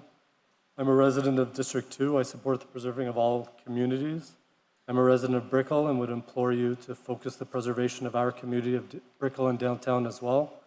The current proposed lines would diminish our voices and remove a part of our community. Thank you for your time and service. Thank you. Good afternoon. How are you? Good afternoon. My name is Juan Marcos. I live at 117 Southwest 10th Street. I'm a District 3 resident, but I live on the border right next to District 2, the Brickell area. I run Brickell's largest community platform. It's called Brickell Living. We have 134,000 followers on Instagram and 11,000 vetted Facebook group members. Because of our reach, we consider ourselves the digital voice of the Brickell community. At one of these redistricting meetings, it was suggested to potentially split Brickell down South Miami Avenue in order to keep other neighborhoods intact. When we presented this to our community, every single member voiced strong concerns. We deeply feel that Brickell is one community. The residents of this neighborhood have similar needs and face similar struggles. We are one unified community, and as such, we should stay together in one district. We're asking the city commissioners that if they can't find a solution to keep unified neighborhoods together, including but not limited to Brickell, downtown Miami, and the Grove, then the March 11th vote on this issue should be postponed until we come up with a solution that actually benefits City of Miami residents. Thank you. Hi, my name is Marcy Weber, 2525 Swanson Avenue in the Grove, and I've lived here for almost 20 years now. I love it here. I've spoken at many meetings on many different issues. However, this one is very, very dear to me, and it's the reason that I stayed here from New York was because I loved the Grove, and as I've said before, and I know we have the support of our Commissioner of District 2, so I thank you for paying so much attention to this. I wish the other 2 commissioners were here, and I hope they hear what we all have to say in their absence. We beseech you to please work with us on finding a different solution. Commissioner Carollo, Commissioner King, and our two other commissioners, please understand our passion. I know I'm not the only, I listen to my neighbors here, and we're so different. We are one of the jewels of Miami. We have many jewels in Miami, but Coconut Grove has enabled other neighborhoods to thrive with all the beautiful development that's happened here and the growth of the Grove and the businesses that are coming and the tourists, and it's bringing home prices up in Shenandoah, in Silver Bluff, in Little Havana. I drive through Little Havana now. I cannot believe it's the same place that I moved here. It's so gorgeous. It's Silver Bluff, gorgeous, and everyone is profiting and benefiting and thriving from this little grove. I beseech you to let us be the model of bringing people together. Commissioner Carollo, I know you have such strong opinions and you're so influential. I beseech you to please help us find another solution. And also to you, Commissioner King, and to our missing honored commissioners, but I know they'll hear what we have to say. Thank you so much. Thank you. Thank you, ma'am, but I'm not as influential as you might think. I just wanted to let everybody know that we have surround sound here, so all of the commissioners can hear through the back and in the bathrooms. So just so that you know, thank you. Good afternoon, how are you? Hello, my name is Dr. Patrick Harani. I'm the chair of internal medicine at Mercy Hospital. I'm 40 years old. I've lived in Miami all my life. This is my first hearing that I've come out to because it seems so compelling as an existential crisis facing the Grove. I'm strongly opposed to splitting the Grove. I share her sentiment, or really her emotion in terms of living in the Grove, and I think that I felt that way all my life. I worked till I was about 38 to be able to move to the Grove. And now that I'm here, it's just a dream, and I'm so reassured to see that people who have been here much longer than I have feel the same way, and maybe I'll feel that way too when I get older. And I hope that, therefore, the community can be preserved for that long. And it's also really reassuring to see that people from different backgrounds that in other parts of Miami or the country might feel that they have competing interests can come together for this community. So it must be worth something. Thank you. Thank you. Hold on for a minute, sir. Chair, can I indulge you in letting me ask just a brief show of hands and a question that I want to ask? Thank Sure, you. go ahead. How many of the Grove residents that are here have lived in the Grove for 40 years or more? If I could see a show of hand. Okay, 1, 2. So approximately 20 that are here. How many have lived in the Grove for, 30 years to 40 years? Okay, so we got 6, 7, 8. Okay. How many have lived in the Grove between 20 to 30 years? Okay. Another 10 or so. Okay. Thank you. Sir.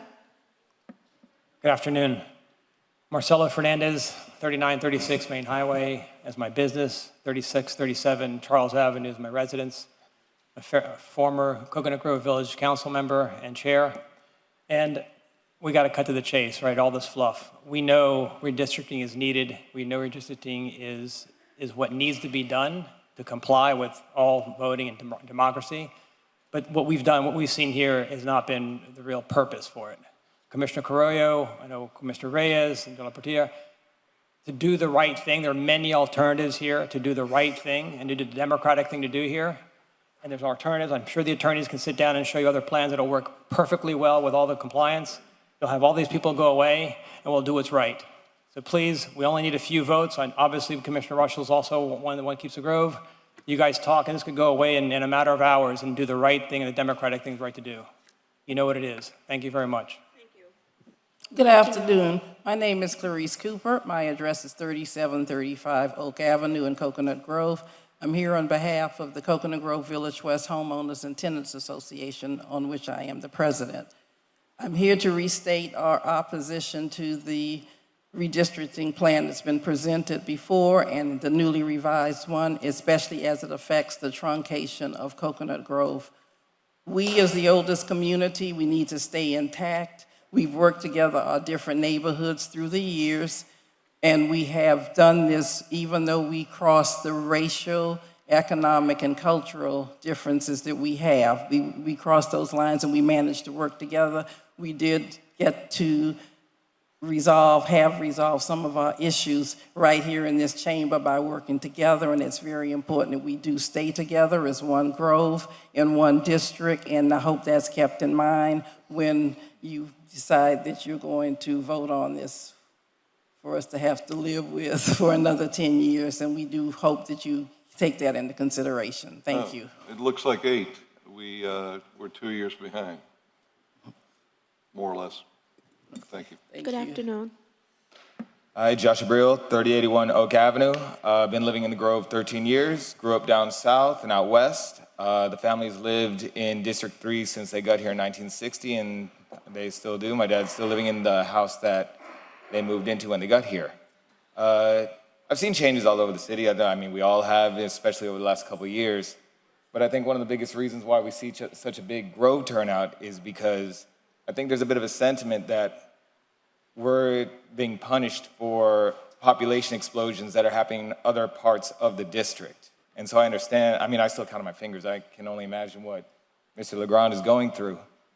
But with 3 commissioners, with all the complications that have been mentioned, my biggest concern right now is the newly formed CRA that has yet to really go into effect, with its main economic hub being, it will be redistricted, and how those complications will apply to that, and West Grove, you know, furthermore, in relation to that. So with that in mind, with different organizations in mind, and the complications that 3 commissioners will impose on the Grove, I want to reiterate the emphasis that we would love to see a little more time being taken to really take those sorts of things into consideration. Thank you very much. Good afternoon. My name is George Simpson. I live at 3801 Thomas Avenue. My great-grandfather, E.W.F. Sturp, when he died in 1957, he had 199 properties in Coconut Grove. The one property he had outside of the Grove was a building he built at the corner of 8th Street, 3rd Avenue, over town, because when my mother was 8 years old, she said she wanted to be a doctor, and he said, I'll build a building where you'll have your office, and that's where she practiced until I-95 decimated the Overtown neighborhood. Now, I grew up and went to high school in Miami. I lived at the Sturp House when I was a child. Then I went to school in Atlanta, Nashville, Boston, and worked in Chicago, New York before going overseas. One thing that I found in common was whenever a particular ethnic neighborhood got too powerful, you start hearing redistricting, and we start hearing about consultants and whatnot. So my experience has been when we hear this type of language, it's generally to dilute an ethnic group in a particular neighborhood, regardless of what the ethnic group is. So one of the things my great-grandfather said as he was dying was, beware when they start changing the zoning, which is in effect redistricting. So leave the Grove as it has been since the 1880s. Thank you. Thank you. Good afternoon. Good afternoon. Albert Gomez, 3566 Vista Court, a proud resident of Miami, Coconut Grove, District 2. I would say that I've sat on the Sea Level Rise Committee at one time, and we were bringing in some money, you know, a CRO, the whole thing, really trying to make us get real with our threats and vulnerabilities down here. And there was a direct fear that we needed to do it right. Because we were going to move a lot of money, and we were going to second the general obligation bond. So we really engaged the community. We did workshops, announced it, used multimedia, a broad array of tools to really get the word out so that we can get maximum community engagement. Those are examples of proper community engagement. There is no deadline here. This is all an opportunity. A problem is nothing but an opportunity. The problem is District 2 is overpopulated. Let's work with the community to figure it out.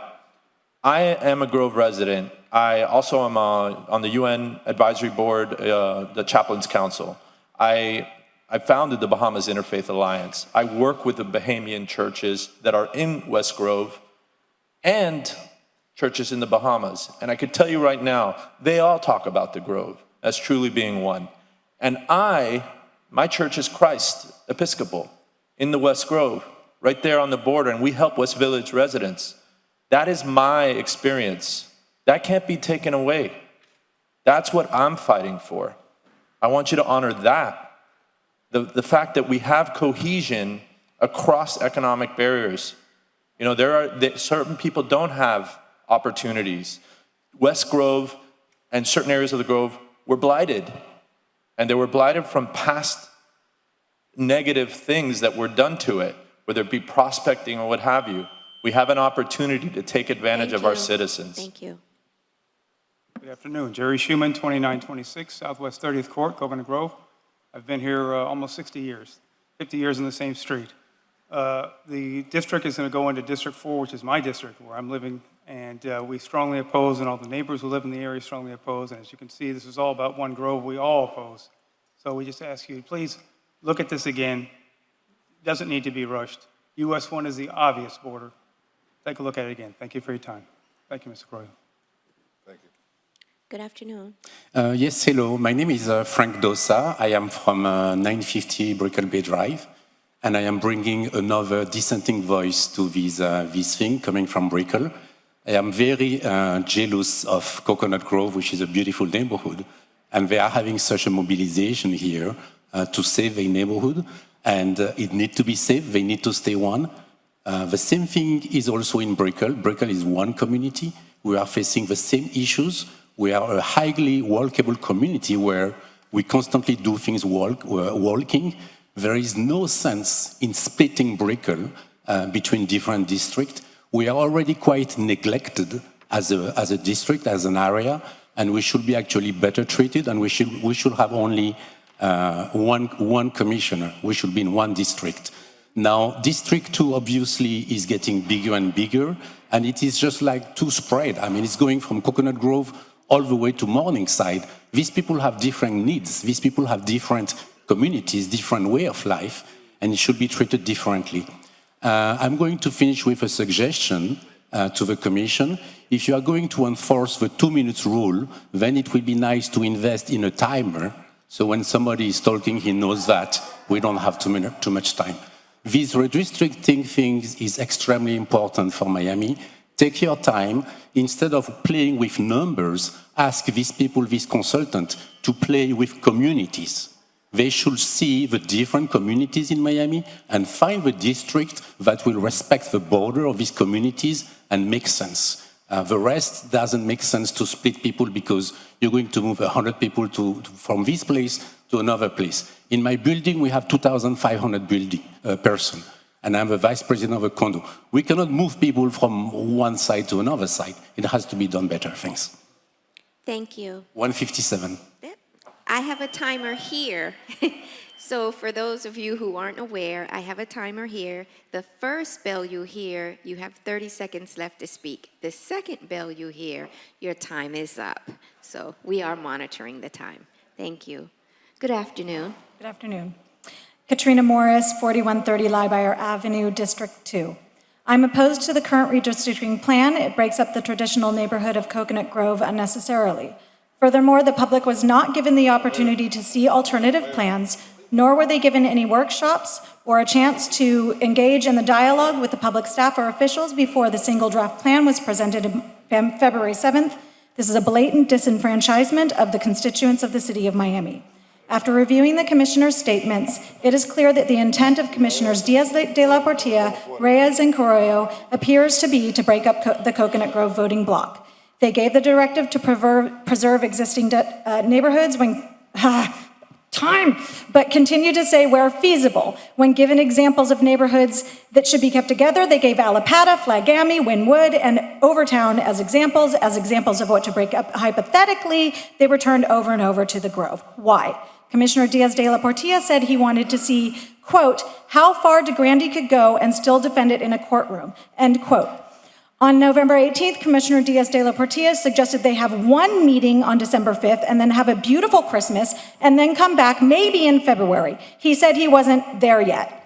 On December 5th, DeGrande stated that the purpose of the meeting was to get additional directions from the commissioners and had nothing to show them.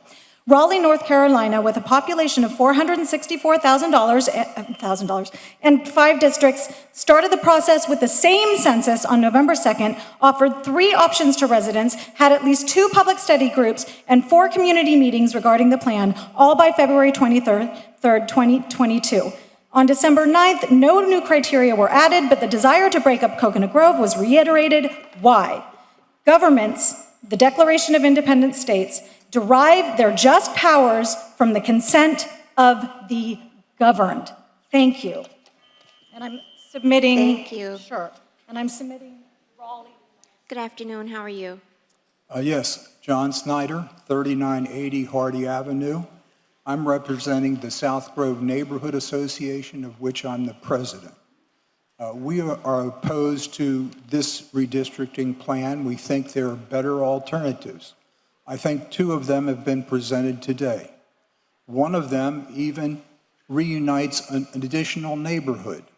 It's very important to have neighborhoods. Ours is one which is diverse, both in terms of racial makeup, ethnic makeup. They even let a German in there, like me. And also economically. So demographically, ethnically, we operate as one neighborhood. We've seen that there are better alternatives. In addition, the constraints that Mr. DeGrande mentioned, some of these are artificial. Some of them shouldn't really impact the redistricting, which we understand needs to be done. So I'd like to have it possible to reconsider some of these things. Like, there's nothing sacrosanct about having 5 districts.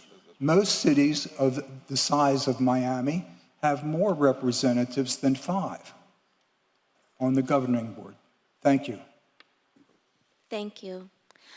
One thing, I believe I made it clear at our meetings that this process wouldn't be driven by time or money. Didn't I say that? But you did not include that I said, okay. Chair, I'm sorry, I'm not getting these comments on I the know. record. It's okay. Thank you.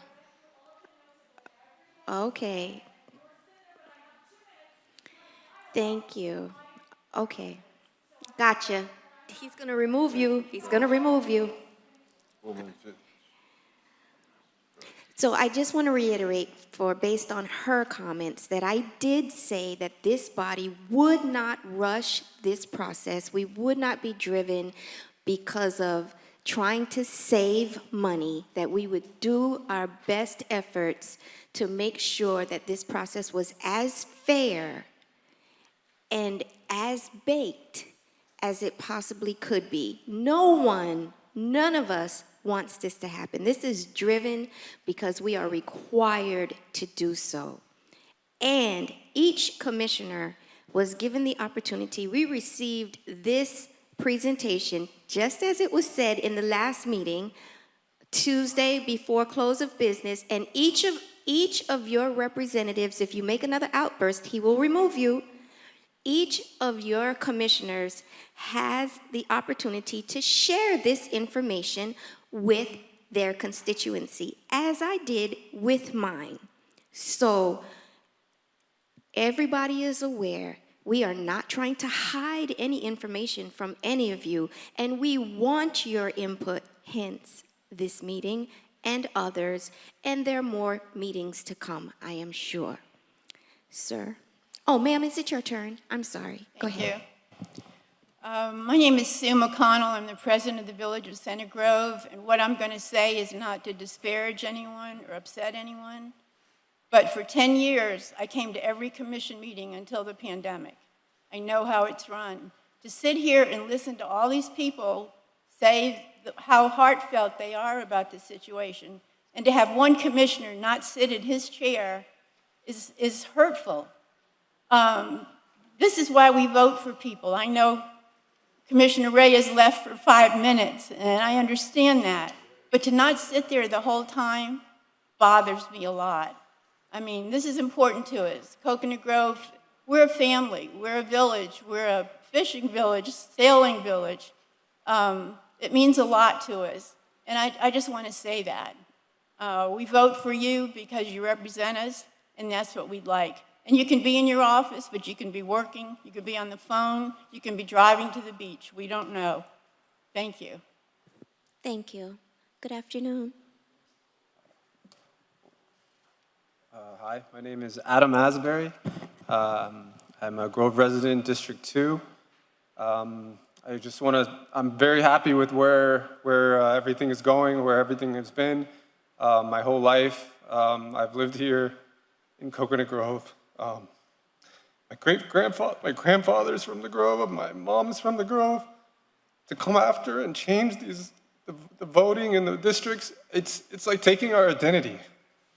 It's like changing who we are, and that's not just, we were together. Why would the commission propose something like this that would potentially put all these people in this room to make us come here and literally cry? This is a big deal. This is who we are. The Grove, Coconut Grove, the Grovites. When I see you walking in the Grove, I'm so proud to see you, what you've done, to see what you do for the water, to see what you do for everything. And I wish you weren't timed out, as they say. But if redirecting or rezoning, I think of this as the same thing. If you're going to rezone the Grove knew what they would do if anyone tried to rezone anything in Coconut Grove. They would vote unanimously to stop it. So I wonder why we have to question this, why we have to break this up so that we are not conquered. I mean, we don't want to be divided and conquered. We want to be one Grove, because this is what we have always been since the beginning of the settlement here in the first town in Miami. So I'm very sorry I'm worked up, but thank you for this opportunity to speak, and please do the right thing. Thank you. Thank you, sir. Hi, my name is Len Cinto. I'm at 3091 Bird Avenue. So I'm still in that little wedge. It's going north. And I've been there for 19 years, so I'm just short of your 20-year designation there. I was on the board of directors of the Village of Center Grove Neighborhood Association that Sue had mentioned for several years. I'm also been actively involved for many years in the King Mango Strut, as I hope many of you know, is a really fun and kind of spirited event that we do in Coconut Grove that some people actually come and yo-yo during. So what I wanted to say about that, in fact, one year I pulled the permits for the parade and I dealt with one commissioner's office. So I hope I wouldn't have to do 2 or 3 commissioners' office to put the strut on again after the pandemic. But when we do this, what I want to talk about is that we have a community of really obviously actively involved folks here. And that active involvement creates a spirit of unity in Coconut Grove. And what do we do with that? We take a key role in the Coconut Grove Arts Festival, in the King Mango Strut, right? These events that when you do a web search, what to do in Miami, it says Coconut Grove Arts Fest. It says King Mango Strut, right? And so the folks that are involved in this neighborhood, they do this not just for this neighborhood, but the whole city of Miami benefits from the activity of these folks. And it's because of that spirit that we have. So I would just ask you, we also have smaller events, Gifford Lane coming up a week from Sunday. So a little small art fest, local art fest. Lastly, I just want to say that, we have we're integrated in the neighborhood, we're active in the neighborhood, we identify with the neighborhood, we do a lot of things that benefit the city of Miami. So I ask you not to degrade that spirit, especially when there are viable and maybe less intrusive alternatives available. Thank you. Thank you. Ma'am? Yes, Renee Schaefer, 2571 Lincoln, resident over 45 years. I wanted to say that you are here, and actually we are here in front of us and in front of you because we voted for you. And we trusted that you would care about us and for us. We're asking you to evoke that trust we've given you.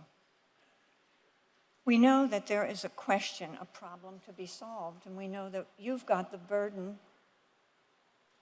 as designated, but we're here to work together. If there's a problem for you, there's a problem for us. We have representatives ready to give other solutions that could preserve many communities, not just ours. But we beg you, do not divide Coconut Grove. Do not invade us.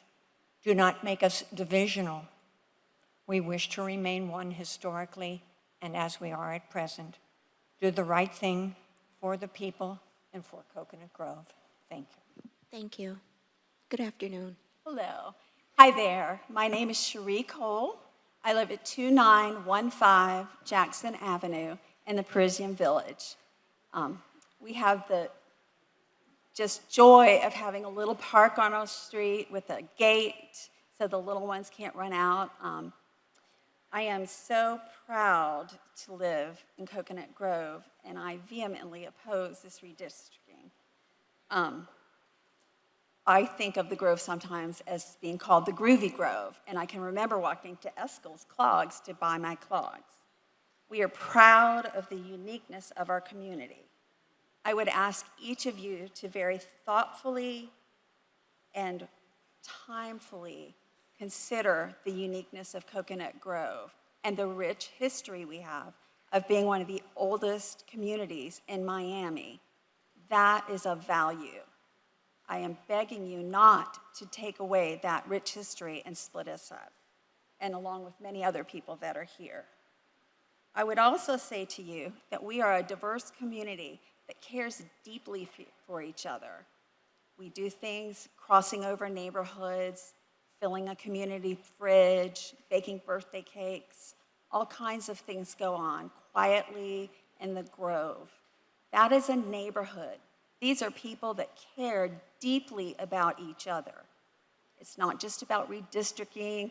I would ask you, how are some of the people going to get to the polling places with the new plan? I, for one, will take them.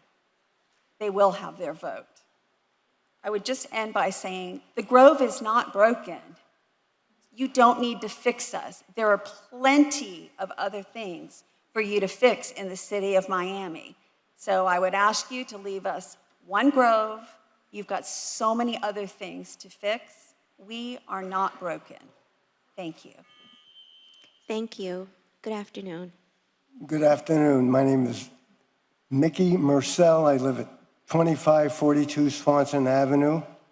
You might remember me from 2 weeks ago. I used to live in Miami Beach, moved off of Miami Beach to live in the Grove. But I was watching the presentation this morning.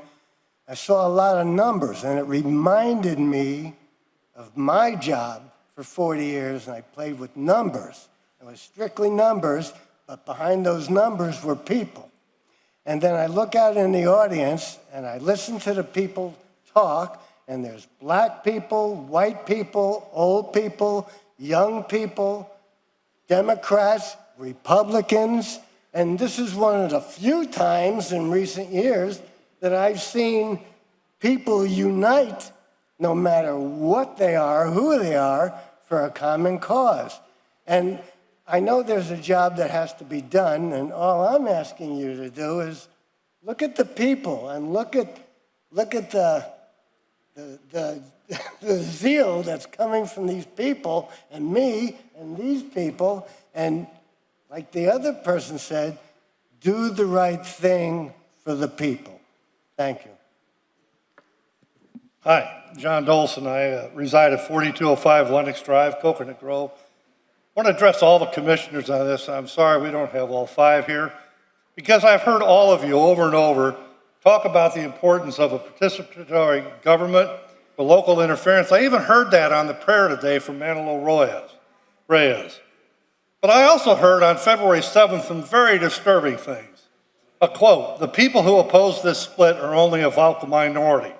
I also heard a quote, every neighborhood thinks it's special, but they are not. A decision to split Coconut Grove into 3 districts diminishes our voting power, burdens us with 3 commissioners to address collective issues like neighborhood conservation districts, environmental and historic preservation, and even local celebrations like Gumbe, which I know Mr. Reyes would like to bring back, and applaud that. On February 7th, over 40 people spoke in opposition to splitting the Grove. Nobody supported the split. We haven't seen anybody supporting today. They were only the tip of the iceberg. They were not a vocal minority. We've been one Grove since 1885. When we got annexed in 1925, for the last 97 years, we've been protecting our borders vigorously through multiple generations. We are a special group. You see that when you drive into the Grove from any direction. You see that when you walk around and see all the quirky restaurants and talk to many of the quirky people that are here, including old quirky people like me. We are, in fact, a vocal majority. You 5 commissioners In all due respects, you are the vocal minority. We want you to listen, to stand by your policy of leaving decisions to the people who live here. We vote and we remember. Support one grove, one voice, one district. There are better alternatives available. And we appreciate the time for you guys to sit up here and to listen to all this. I know it takes a lot. Thank you very much. Thank you. Good afternoon. Good afternoon. My name's Harry Nixon. Excuse me, I'm prone to emotion like one of the previous speakers. And I'm not a public speaker. I think I would consider this my first political act. But I've been living and working in the Grove since I came to graduate school here in Miami. My first job was in a big blue building on the corner of Main Highway and Charles Avenue. And I've lived on and off and worked on and off in the Grove ever since then. I live on my address is Coconut and Center, which sounds like it would be pretty close to the middle of Coconut Grove. But I would be redistricted at this point from people 2 blocks away from me. I work downtown Coconut Grove. I go to church, Plymouth Congregational Church, where I'm very involved. I also volunteer at the Christ's Food Pantry in the West Grove, and my son goes to a really excellent middle school in the West Grove. And those would be in 3 different districts. This is my community. It's my neighborhood. I could walk to all those 3 places. And I just came here to ask you guys to do what you can do to keep us a community. Thank you. Thank you. Good afternoon. My name is Debbie Dolson, 4205 Lenox Drive, Coconut Grove. My family has lived at this address for over 50 years. I support One Grove, One Voice, One District at US 1. I also represent Grove Watch. We have over 1,300 members on our Facebook page, all dedicated to preserving our community of Coconut Grove. Over the years, we have heard all of you speak very positively about Coconut Grove. Commissioner Reyes, you have always championed neighborhood rights and culture, including, as we just heard, bringing back the Goombay Festival to Coconut Grove. Commissioner Carollo, you own property here and understand well what a cohesive community this is. Commissioner King, Coconut Grove shares many of the same issues that you have in your district. Commissioner Diaz de la Portilla has spoken many times of his enjoyment of visiting Coconut Grove, enjoying our restaurants and the special ambiance that we have. And of course, Commissioner Russell, you live here and you have been our steadfast supporter. Please understand that Coconut Grove is special. It is a special neighborhood. Please protect our heritage and diverse culture. We have been One Grove since the 1880s. And please help us support our One Grove efforts. There are better alternatives available in this redistricting plan. Thank you. Thank you. Good afternoon. Good afternoon. My name is Alejandra Rondon, and I live at 3309 William Avenue in Coconut Grove. I am a council member on the Coconut Grove Village Council. There are 9 of us. It is a very diverse Coconut Grove Village Council with people of all ages, professions, and ethnicities. I have lived in Coconut Grove only 2 years, and I'm sort of shocked that for being somewhere for 2 years, I'm willing to sit through 2 hours of public comments because of how much I care about this community and how it reminds me of no other place that I've had the privilege to live at. I was in Doral this morning for a work meeting, and someone was telling me about a legend in Miami, Holmes Braddock, who apparently would say, for really tough decisions, 50% of the people are going to hate you, and 50% of the people are going to love you. So why don't you just do the right thing? And so I really ask everybody here to please consider all options and do the right thing. Thank you. Thank you. Good afternoon. Good afternoon. Reynold Martin, Coconut Grove, 3325 Percival Avenue. My family has been here since the late 1800s. We're from Grand Bahama. And Commissioner, I want to thank you for trying to bring the Goombay back. I've been on the phone day and night talking to people from Bimini, Exuma, Nassau, Grand Bahama, trying to bring the Goombay back in an authentic manner. I appreciate your effort to get that done. But I support one grove, one district, one representative. And I'm a member of the Coconut Grove Village West Homeowners and Tenants Association, and all of us think that one grove ought to be the order of the day. Thank you. Thank you. Good afternoon. Good afternoon, David Winker. I live in Commissioner Manolo Reyes's District 4. I'm a happy constituent, thank you. My address is 2222 Southwest 17th Street. Say that again, please. 22. I want to read you a legal concept. And the legal concept is cracking. You're going to be hearing more about cracking. It's kind of a weird term we don't often hear. It doesn't sound like a serious legal term like habeas corpus or writ of mandamus. But what you're hearing today is a textbook case of cracking. Cracking is defined as, in redistricting, the practice of drawing electoral districts that divide the population of a community or constituency across several districts. In doing so, the influence of the community or constituency may be reduced. It's what we've heard today. I can't tell you how much I respect the attorneys that did this. Mr. DeGrande is very good at this, probably the best in the state. Steve Cody is a friend of mine, has been involved in this for years. They do a good job. Commissioners, don't direct them to crack this community. Please listen to the community and hear their voice and respect the One Grove. Thank you. Thank you. Good afternoon. Good afternoon. Nathan Curlin, 3132 Day Avenue, Coconut Grove, Chairman of Coconut Grove Art Festival, steering committee and worker on the Gifford Lane Art Festival, announcer and board member of the King Mango Strut Parade. I don't mention these things to self-aggrandize, just that I love my community. A husband came home one day to his wife and said, "What would happen if I hit the lottery?" The wife said, "I'll take half your money and I'll be out of here as quick as I can be." The husband said, "Fantastic. I hit the lottery. $12. Here's $6. Keep in touch." Commissioners, we've had a lot of very, very eloquent speakers today.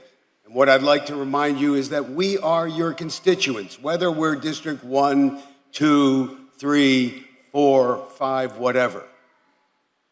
And the idea of telling you that story about keeping in touch is that hopefully you will keep in touch with us. This is a community that wants to stay a single community. Keep in touch. We are your constituents. We do not wish to be split up. One Grove. Thank you very much. Thank you. Good afternoon. Good afternoon. My name is Luisa. I am a resident of the North Grove. I live in Bay Heights, along with Natoma Manors. As a Grove, I'm here to express our opposition to the reassignment of the North Grove's neighborhoods into District 3. We are one community who has been, we're one community who has been a part of the Grove through our historic right. Our neighborhood, which includes the previous home of the Miami Science Museum, has been historically a part of Vizcaya. By cutting us out of District 2, you're essentially cutting us off from our history and sense of community. This proposed redistricting is absurd at best and no different than drawing a line down the center of Vizcaya itself or any particular home. I beg that you please don't rush this decision and really take our time to investigate and understand the ramifications of these proposed changes. As a previous resident of District 3, I can attest to the huge contrast our neighborhood has to communities in District 3, 4, and 5. And we feel at home as one Grove in District 2. We kindly ask that you please respect the Grove's current boundaries, take your time to explore other alternatives, and please respect the US 1 boundary and keep the North Grove, West Grove, or any other part of the Grove as one Grove. Thank you. Thank you. Good afternoon. Good afternoon. By the way, ma'am, in the last plan that was presented here today, as Commissioner Russell had requested before, Bay Heights is still and is being kept in District 2. What about So whatever information you were given now is erroneous because Bay Heights is still in District 2. What about Natoma Manors? Natoma Manor is the area basically between 17th and the Between Bay beginning Heights and of 17th. Bay Heights. That is in District 3. Yeah, we would like to try to keep that within District 2, whether it's North Grove, West Grove, or any part of the Grove, we want to keep it as one Grove. Yeah. When you ask my daughter where she lives, honey, where do you live? She says, say it? Grove. That's real cute. Thank you, nice. and I'd like Thank to you. keep it that way. But can you repeat again so I could remember it? The difference that you said you saw and there is between Bay Heights in District 2 and District 3, 4, and 5? So basically, what you're trying to do is cut, sorry. No, you had said that there was a huge difference. Oh, living in District 3, I've lived all over Miami, I've lived in Brickell, I've lived everywhere. And the Grove, whether it's the North Grove or West Grove, we're one community. It's very familiar. It's a place to raise kids. We want to keep that, all of those values all at once. No, but that's not what you said before. You used a phrase saying the big difference from Bay Heights to those other districts. There is a big difference. Those other districts have a higher density. We don't have that density. We want to try to keep our community one. Whether it's, her best friend lives in Natoma Manors. It's one street over, it's 4 houses down. I don't want it to be a different neighborhood. I don't want it to be a different district. We ask that you try to keep the Grove entirely one long sliver as opposed to chopping it up into whatever may be necessary. I see. Okay. Thank you. Good afternoon. Good afternoon. I want to thank you, commissioners, for respectfully and patiently listening to all of this. I don't want to be redundant. You've certainly gotten the message. Coconut Grove resists adamantly being split up, and I don't have to repeat that. I live on Crawford Avenue in the South Grove. I've lived there since 1983. What I want to do is say this. I certainly agree, and I think everyone that has spoken agrees there have to be transitions for districts. However, what we don't understand, and I personally don't understand, is a watertight reason why Coconut Grove has to be split up. If this commission could say that Coconut Grove has to be split up for certain legal or social or city business reasons that are watertight and understandable, I think that would make some sense. But I'm not hearing it. I'm not hearing it. What is said is diffuse, confusing, and frankly, I think this has to be rethought. I think there's a way around this. You folks can do it. We're asking you to do it. Thank you very much. Thank you. Chair, I'm sorry, if I get the speaker's name? Sir, Lucian Förster. I'm sorry, could you say your name in the mic for the clerk? Lucianferster. Okay? Thank you. Sure. Thank you. Good afternoon. Thank you. My name is Julian Roca, 2921 Southwest 30th Court.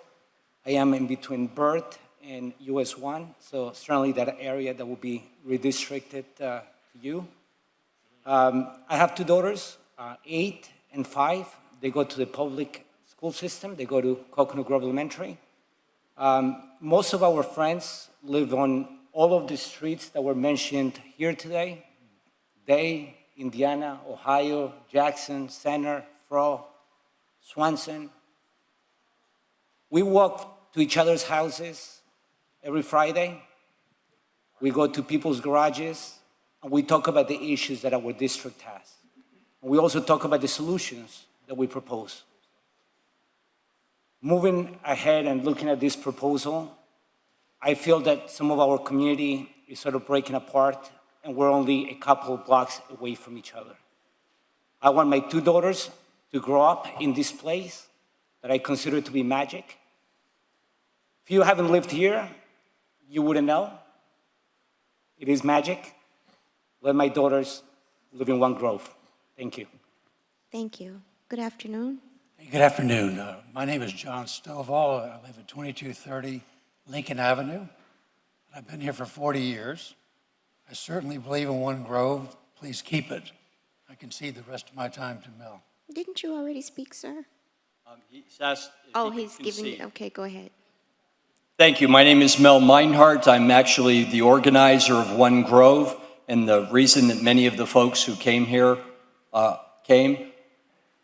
We have learned a lot. The thing I love about Miami and Coconut Grove is there's so much to learn, so many things that can be done, and so much creativity that can be done. The thing I learned today that was most surprising is that Commissioner Carollo was involved in the creation of the representation of Coconut Grove as a district in District 2 some many, many years just before I got here. Sir, I'm told that. Is that correct? Let me be very clear to you. I was the author of creating districts in the city so that we would have a balanced representation. And I would like to thank you publicly for being at the forefront of creating the representation system in the city of Miami.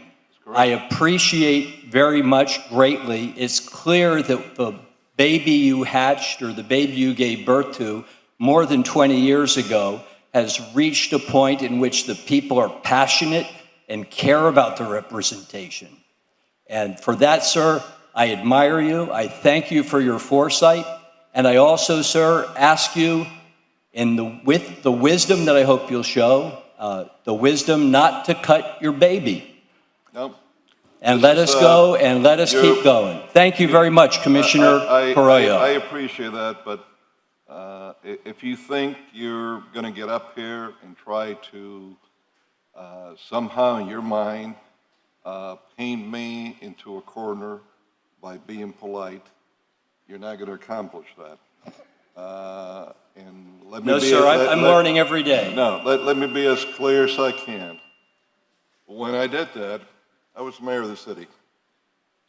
We had an election that someone that looked like her was no longer here. You had 4 Hispanic commissioners, and you had my dear friend J.L. Plummer, that Coconut Grove, after serving so many years, decided they didn't want him when we went to districts.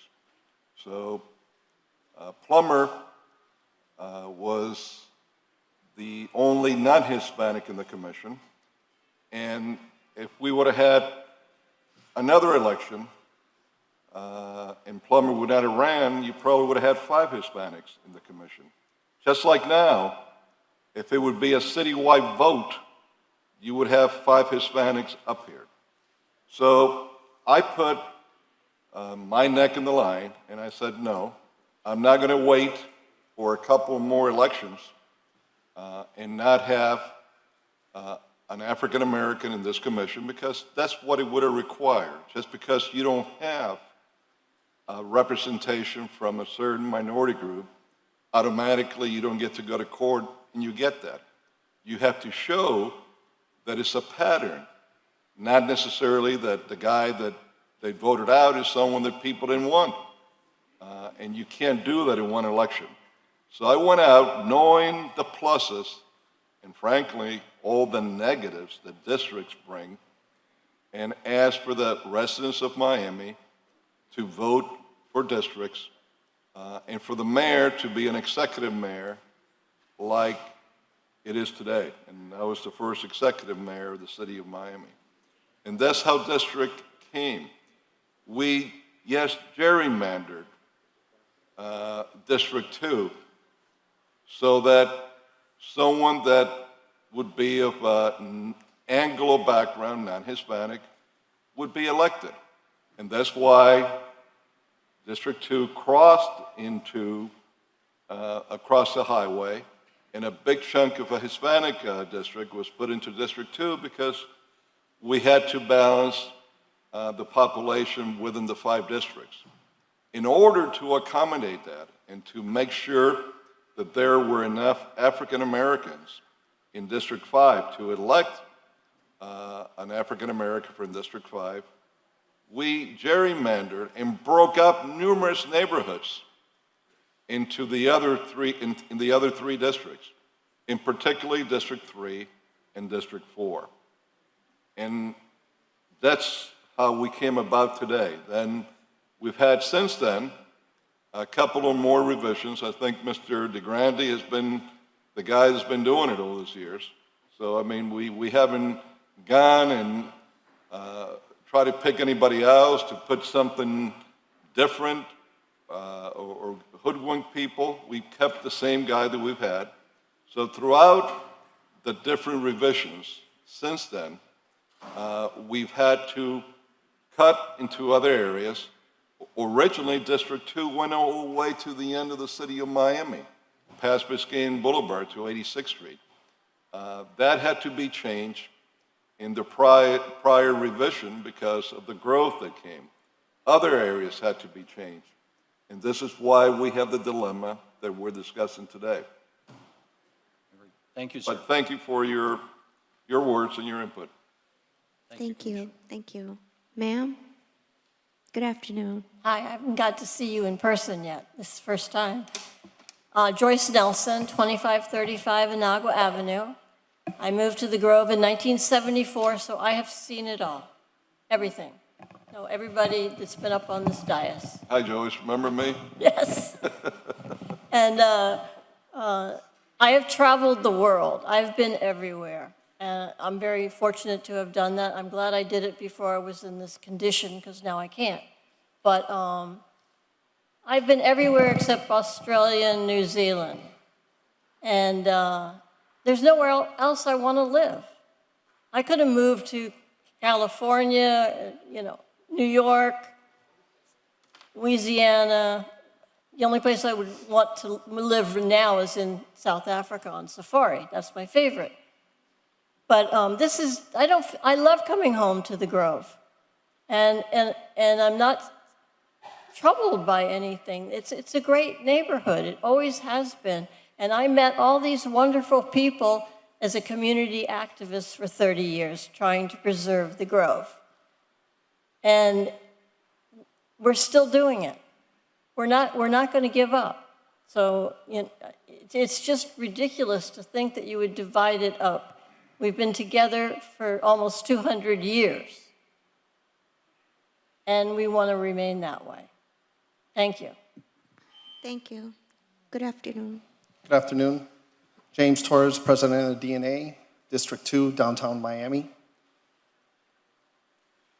Kind of swallowing my words here because there's a lot of emotion in the room, and I understand that. But at the end of the day, the redistricting is a draft that we're talking about. And that's kind of been lost in translation today.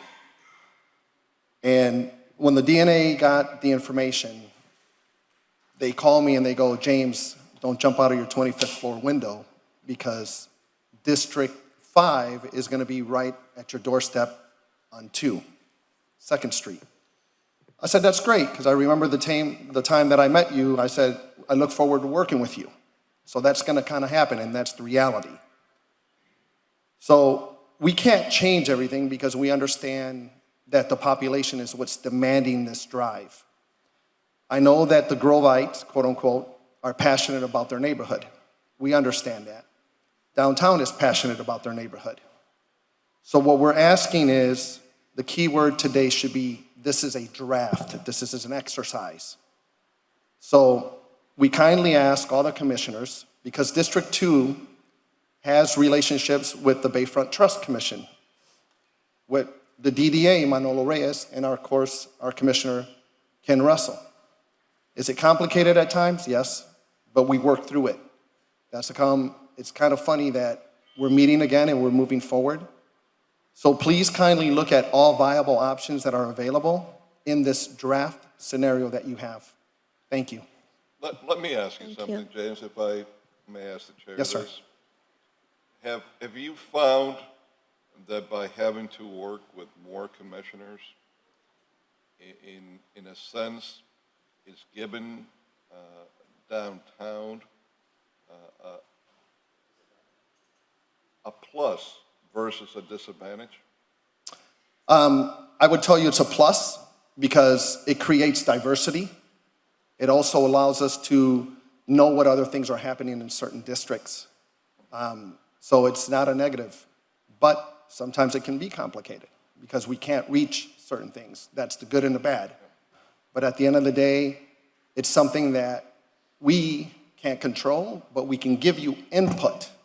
And that's how come I'm using the keyword today as a draft, that I hope you guys really look at every viable option that's available. Do you like peacocks? Not on my car, but I think they're great. I'm just wondering, I'm going to talk about peacocks now. I want to preserve peacocks. Save the peacocks. Save the peacock. I'm getting concerned that the more I drive through Coconut Grove, they're disappearing everywhere.